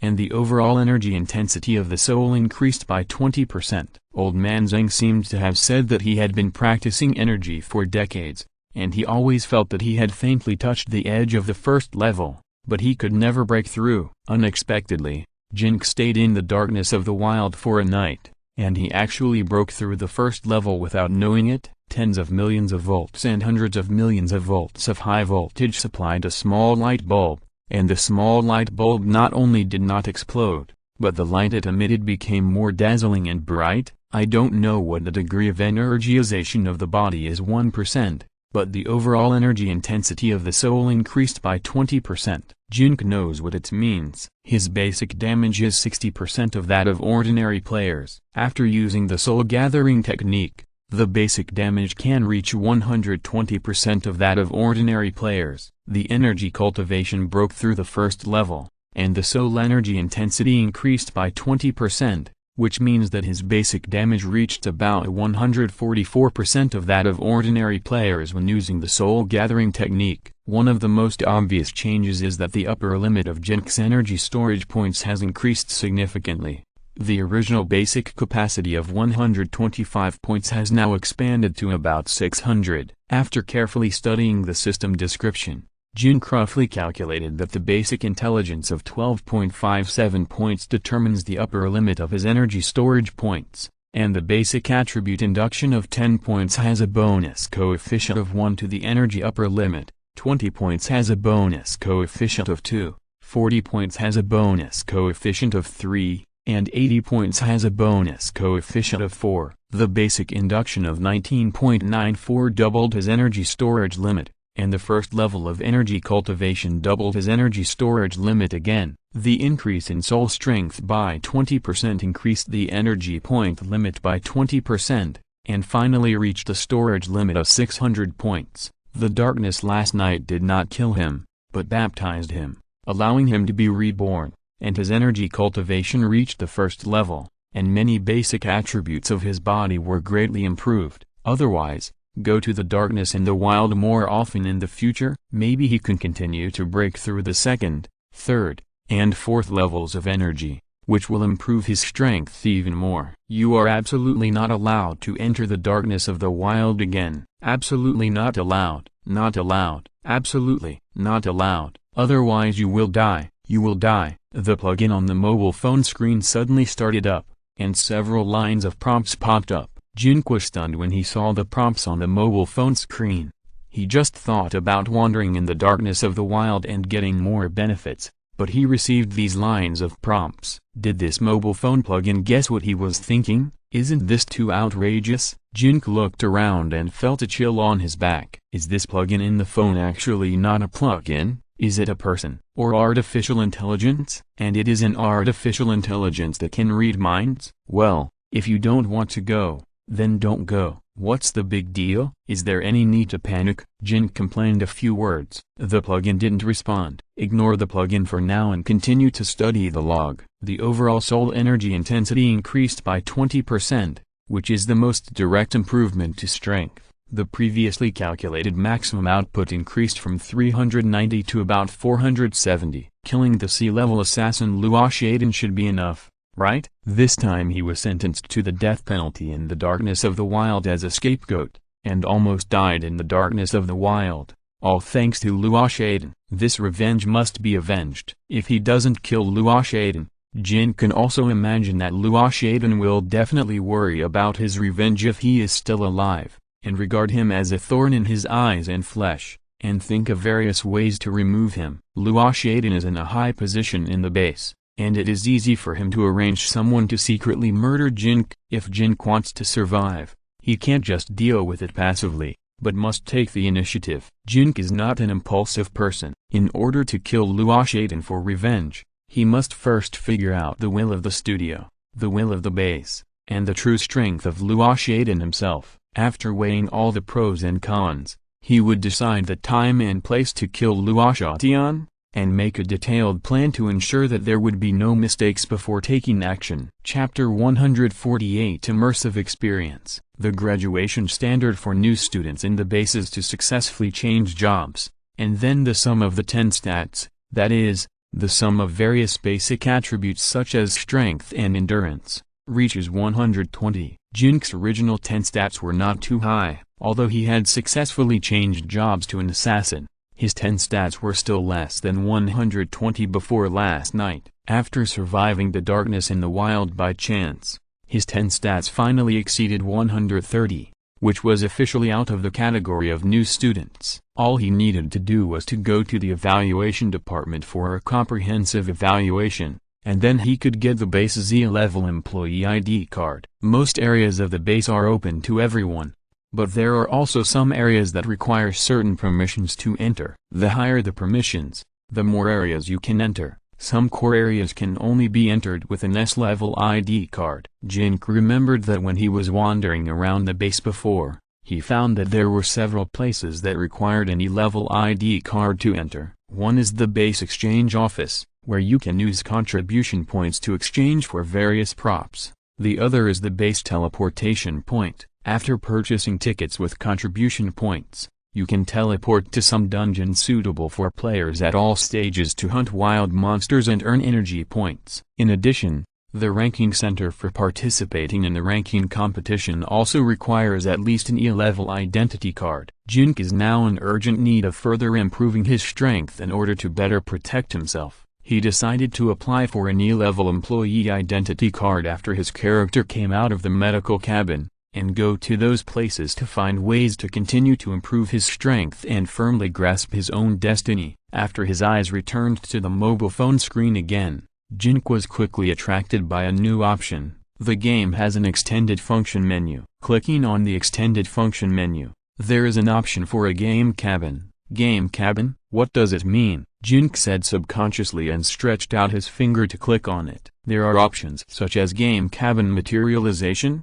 retract the game cabin, and game cabin usage instructions. Jin Ke clicked on game cabin materialization. Please leave a 2.5m1m space in the room. The phone popped up a prompt. 2.5m1m open space. No way? Jin Ke's eyes widened after guessing something. He hurried to the window and moved all the chairs, tables and other things there. After confirming that there was enough open space, he stepped back 2 steps and clicked the game cabin materialization option in the extended function menu again. Please close the doors and windows, draw the curtains and other obstructions, and ensure that everything happening in the open space in the room cannot be seen by anyone except the host. The phone popped up a prompt again. Jin Ke walked over and closed the window, drew the curtains, and then looked at Xue'er in the crib. She had just fallen asleep and was not awake yet. There were cloth fences around the crib, and she could not see the open space in the room when she lay in it. After doing everything just now, Jin Ke clicked the game cabin materialization option in the extended function menu again. A moment later, a ball of black fog suddenly appeared in the empty space in the bedroom that Jin Ke had cleared earlier. This ball of black fog slowly condensed into a rectangular block about 2.5 meters long, 1 meter high and 1 meter wide. When the black fog dissipated, Something similar to the energy capsule in the game appeared on the ground in the open space. If Jin Ke had just come into contact with this game, he would definitely find it all incredible. However, now that he already knew that if he died in the game, he would die in the real world, and that the increased strength and other attributes in the game world would also affect his body in the real world, he was not surprised at all when he saw the energy capsule in the game world formed by the black fog in front of him. Instead, he was quite excited, the kind of excitement that a geek with a strong desire to explore would have when facing new things and future technology. However, this thing is a game capsule, not an energy capsule, and the appearance is obviously different from the energy capsule in the game. So, Jin Ke decided to take a look at what the instructions say before trying the next step. There are dozens of instructions for using the game capsule. 1. Only players who meet certain conditions can open the game cabin option in the game extension function. 2. The game cabin will provide more convenient immersive operation than mobile phone operation. All menus are called up or hidden in the field of vision by the watcher mind control. 3. If you are not used to this immersive operation mode, you can change it back to the mobile game operation mode in the field of vision menu after entering the game cabin. 4. To enter this game cabin, you only need to lie down in it. Whether you take off your clothes or not will not affect the use of the game cabin. 5. It takes about 5 seconds to enter the game world using this game cabin, and it takes about the same time to exit. 6. The exit option is in the lower right corner of the field of vision menu. The character must be lying safely in bed to enable the exit option. 7. After reading the instructions for use for a long time, Jin Ke found that the fourth item was more useful, telling him how to use this game cabin. Since you can just lie down in it, whether you take off your clothes or not will not affect the use of the game cabin. Jin Ke is of course ready to lie down in it directly. The problem is how to open the hatch. The entire cabin and the hatch are integrated, just like a piano lacquer, crystal clear like jade, and there is no place to hold the handle. Just when Jin Ke was thinking about how to open the hatch opened by itself. Is it mind control? Jin Ke tried again, using his mind to control the hatch to close, and the hatch really closed. Is this game cabin attached to the Xiaomi mobile phone? Or will every player have it when they reach a certain stage? This kind of futuristic technology that is too advanced will be shocking once it is discovered. No wonder I have to close the curtains before I can summon it. While thinking, Jin Ke used his mind to open the hatch of the game cabin again. After the hatch of the game cabin was opened again, Jin Ke walked over and lay down in it. After Jin Ke lay down, the hatch of the game cabin closed quickly but gently. After the hatch of the game cabin closed, the entire cabin was quickly filled with some kind of thick black fog, making Jin Ke's eyes pitch black, and his mind became hazy at this moment. I don't know how long it took, maybe a long time, or maybe only a moment. Jin Ke suddenly woke up like a drowning person suddenly floating to the surface. It was still pitch black all around. Jin Ke felt that his body was suspended in some kind of liquid, and he couldn't breathe at all. His lungs were very uncomfortable, but he didn't feel suffocated. What's the situation? Immersive experience? Jin Ke thought for a moment and quickly understood. His character in the game was carried into the medical cabin by Yu Junming and others and was undergoing treatment. Chapter 149, Surviving a Disaster Will Bring Good Fortune. This immersive experience, directly into the medical cabin, it feels very uncomfortable. Let's exit first, and wait until the character comes out of the medical cabin before trying this immersive operation experience of the game cabin. Menu. Jin Ke remembered that it was written in the manual that if you want to exit, you must first call up the field of view menu. The way to call up the field of view menu can be operated by the watch or by mind. Sure enough, when Jin Ke thought of the menu, a field of view menu appeared in his field of vision. Exit. Jin Ke focused his mind on the exit option in the lower right corner. Jin Ke's mind was in a trance again for a moment. The next moment, the hatch in front of him opened, and the field of vision was already the ceiling of Jin Ke's room in Villa 16 of the Blue Home community. Jin Ke walked out of the game cabin and clicked the option of retract the game cabin on his mobile phone. A large amount of black fog permeated the game cabin.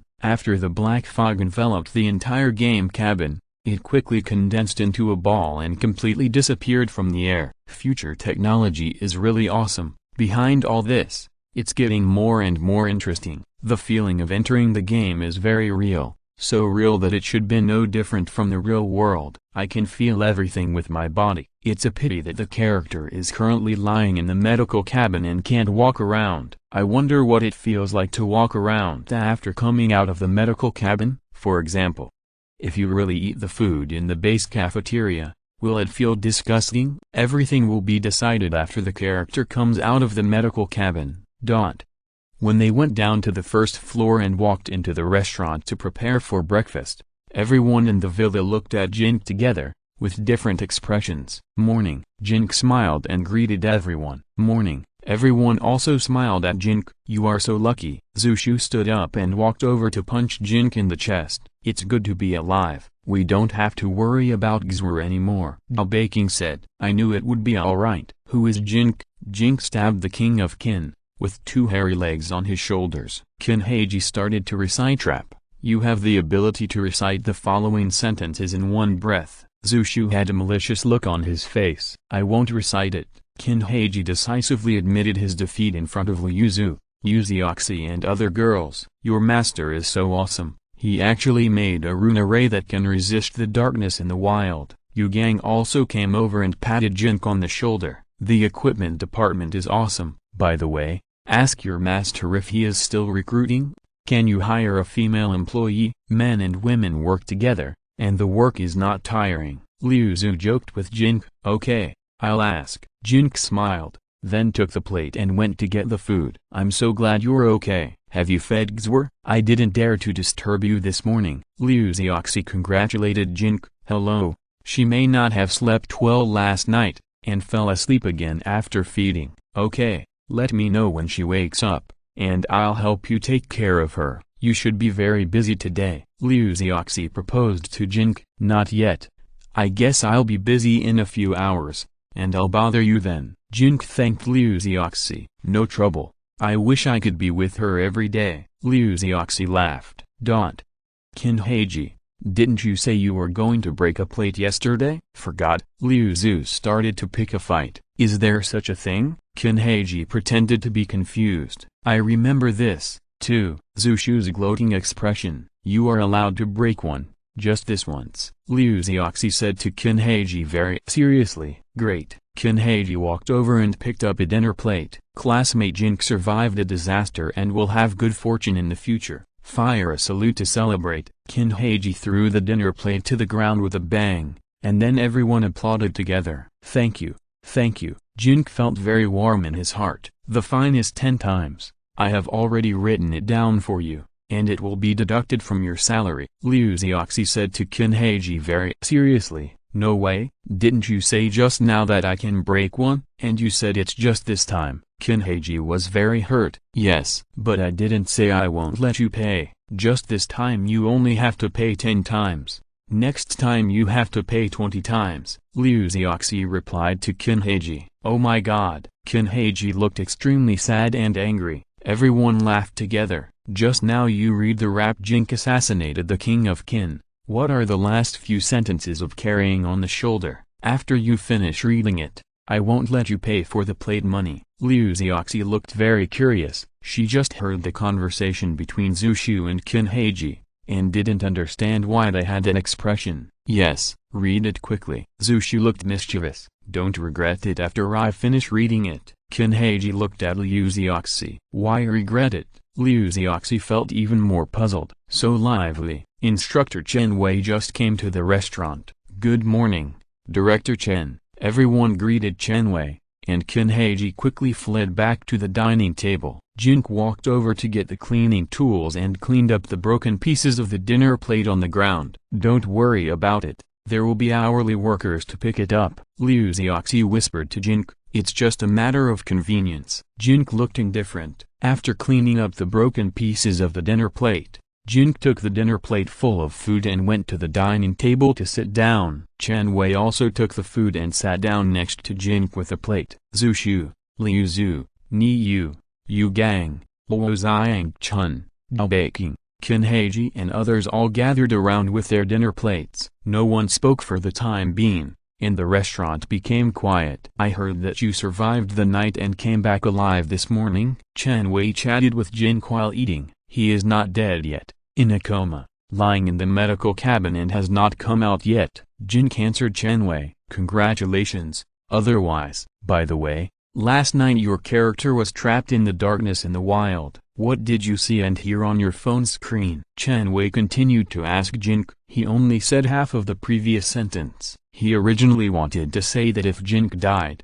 he would feel guilty for the rest of his life. In front of so many employees, including some new employees, it is better not to say such things. Hearing Chen Wei's question, all the employees pricked up their ears, and some even stopped eating and looked over here attentively. The most mysterious part of the mobile game Horror City is the darkness in the wild at night. So far, none of the surviving employees in the villa have seen the darkness in the wild with their own eyes, including the mentor Chen Wei. They are all extremely curious about the darkness in the wild but cannot get the answer. Chapter 150, Strike First. Jin Ke stayed in the wild all night last night and survived. Although he is in a coma and it is hard to say whether he will have any sequelae in the future, he is still alive after all. This is already a miracle. You must know that whether it is the discipline of the studio or the discipline of the base, the most important and eye-catching one is that you must return to the base before dark. Otherwise you will die. Therefore,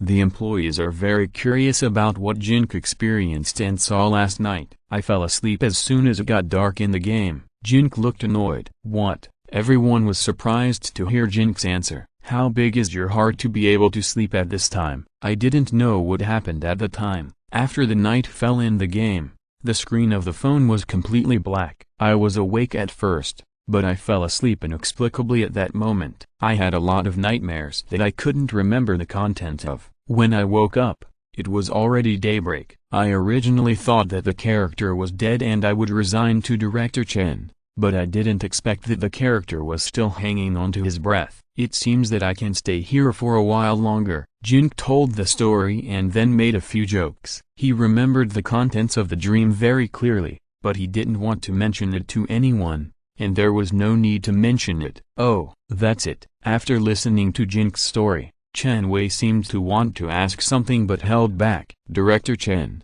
I have something to ask you after dinner. Jin Ke asked Chen Wei. Well, go to my room. By the way, Xue'er, put aside everything else today and help him take care of Xue'er. Chen Wei made a few arrangements to Luo Ye. Okay. Luo Ye seemed very happy. It seems that we won't be able to hear some interesting things. Zhu Shu and others were disappointed to see that Jin Ke wanted to talk to Chen Wei alone. What I talked about with Director Chen was something unrelated to the darkness last night, some private matters. Jin Ke explained to Zhu Shu. I'm kidding you. Zhu Shu smiled and showed that he didn't care, but it was obvious that they were still very interested in what Jin Ke wanted to talk to Chen Wei privately.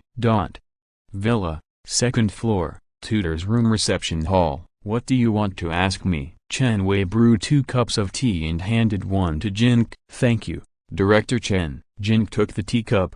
There is a rule in the base that non-law enforcement personnel are not allowed to attack other base employees during law enforcement, and killing people will be punished with death. I wonder if the studio has additional requirements in this regard. For example, if we kill someone in the game and find a way to escape the punishment of the base. But will we be punished by the studio? You want revenge? Chen Wei had a headache. He didn't expect Jin Ke to ask him this question. It's not revenge, it's self-preservation. I try to protect myself. I'm still alive. Luo Ye, who sentenced me to death, will think I'm a threat to him, and he may attack me again at any time. He is in a high position. Killing me is like crushing an ant. No one dares to question anything. But I'm different. I can't wait for him to attack me again. And you know, when he attacks me, the studio can't help at all. Jin Ke explained to Chen Wei. I understand your feelings. But Chen Wei couldn't say anything more. What Jin Ke said made sense. Now it's not about Jin killing Luo Ye,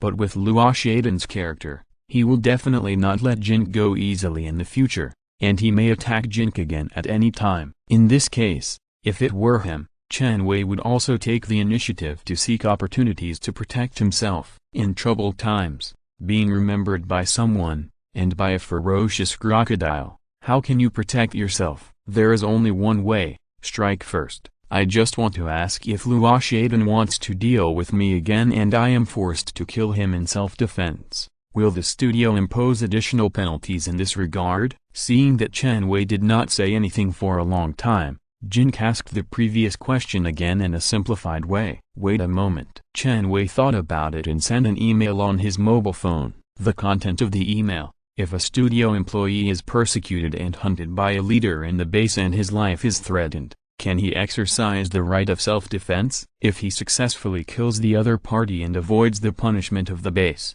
will he be subject to additional punishment from the studio? Not long after, the studio responded: first, Fan Wenji is not allowed to be touched at any time. Second, killing is not allowed in any circumstances in the base. Third, if you are forced to kill in self-defense, please keep the relevant video evidence. If the studio determines that it is self-defense, the murderer will not be held responsible, otherwise he will be severely punished. What is the standard for the studio to determine self-defense? Chen Wei sent another email: it is better to be more cautious and ask clearly about such things. If the actions taken to stop the illegal infringement in order to protect the interests of the studio, oneself or the members of the studio from the ongoing illegal infringement, and cause damage to the illegal offender, it is legitimate defense. If the defensive actions taken against the violent crime that is currently committing a crime and seriously endangering personal safety cause the illegal offender to be injured or killed, it is also legitimate defense. The studio replied to the email: isn't this the legal provision in the real world? Chen Wei complained, and then copied the two emails replied by the studio and sent them to Jin Ke's QQ. Okay. Thank you, Director Chen. After Jin Ke understood the specific requirements of the studio in this regard, he could formulate his revenge plan in a targeted manner. Otherwise, it would be too uneconomical to spend a lot of effort to kill Luo Ye and escape the punishment of the base, but be punished by the studio in the real world. Luo Ye is a C-level assassin, and his strength is far higher than yours. You have to think carefully about some things, especially since you have Xue'er to take care of. Chen Wei saw the murderous intent in Jin Ke's eyes and advised Jin Ke a few words. It is precisely for the sake of survival, for the sake of living well, and to watch Xue'er grow up healthy and happy that I have to take action. Director Chen, please rest assured that I never fight a battle without confidence. Jin clenched his fist. Okay, I believe you are a cautious person, so I won't advise you anymore. Before you take action, you must make sure that there is no risk of error. In addition, don't let anyone know about your plan, such as the employees in this villa. This is for their good and for your good. Chen Wei gave Jin Ke a few more instructions. This is my personal private matter. I came here just to consult Director Chen about the relevant regulations of the studio. Of course, I will not let anyone know, and it will not involve anyone. Jin Ke nodded and stood up. If you have any questions in the future, feel free to come and consult me. Chen Wei also stood up. Thank you, Director Chen. You're welcome. It's my duty. End of this chapter. Thank you very much for reaching the end. Don't forget to like. Looking for more exclusive content and immediate access? Subscribe to our Patreon. Remember, every like, subscription, or donation encourages us to continue. Thanks to everyone. See you in the next video.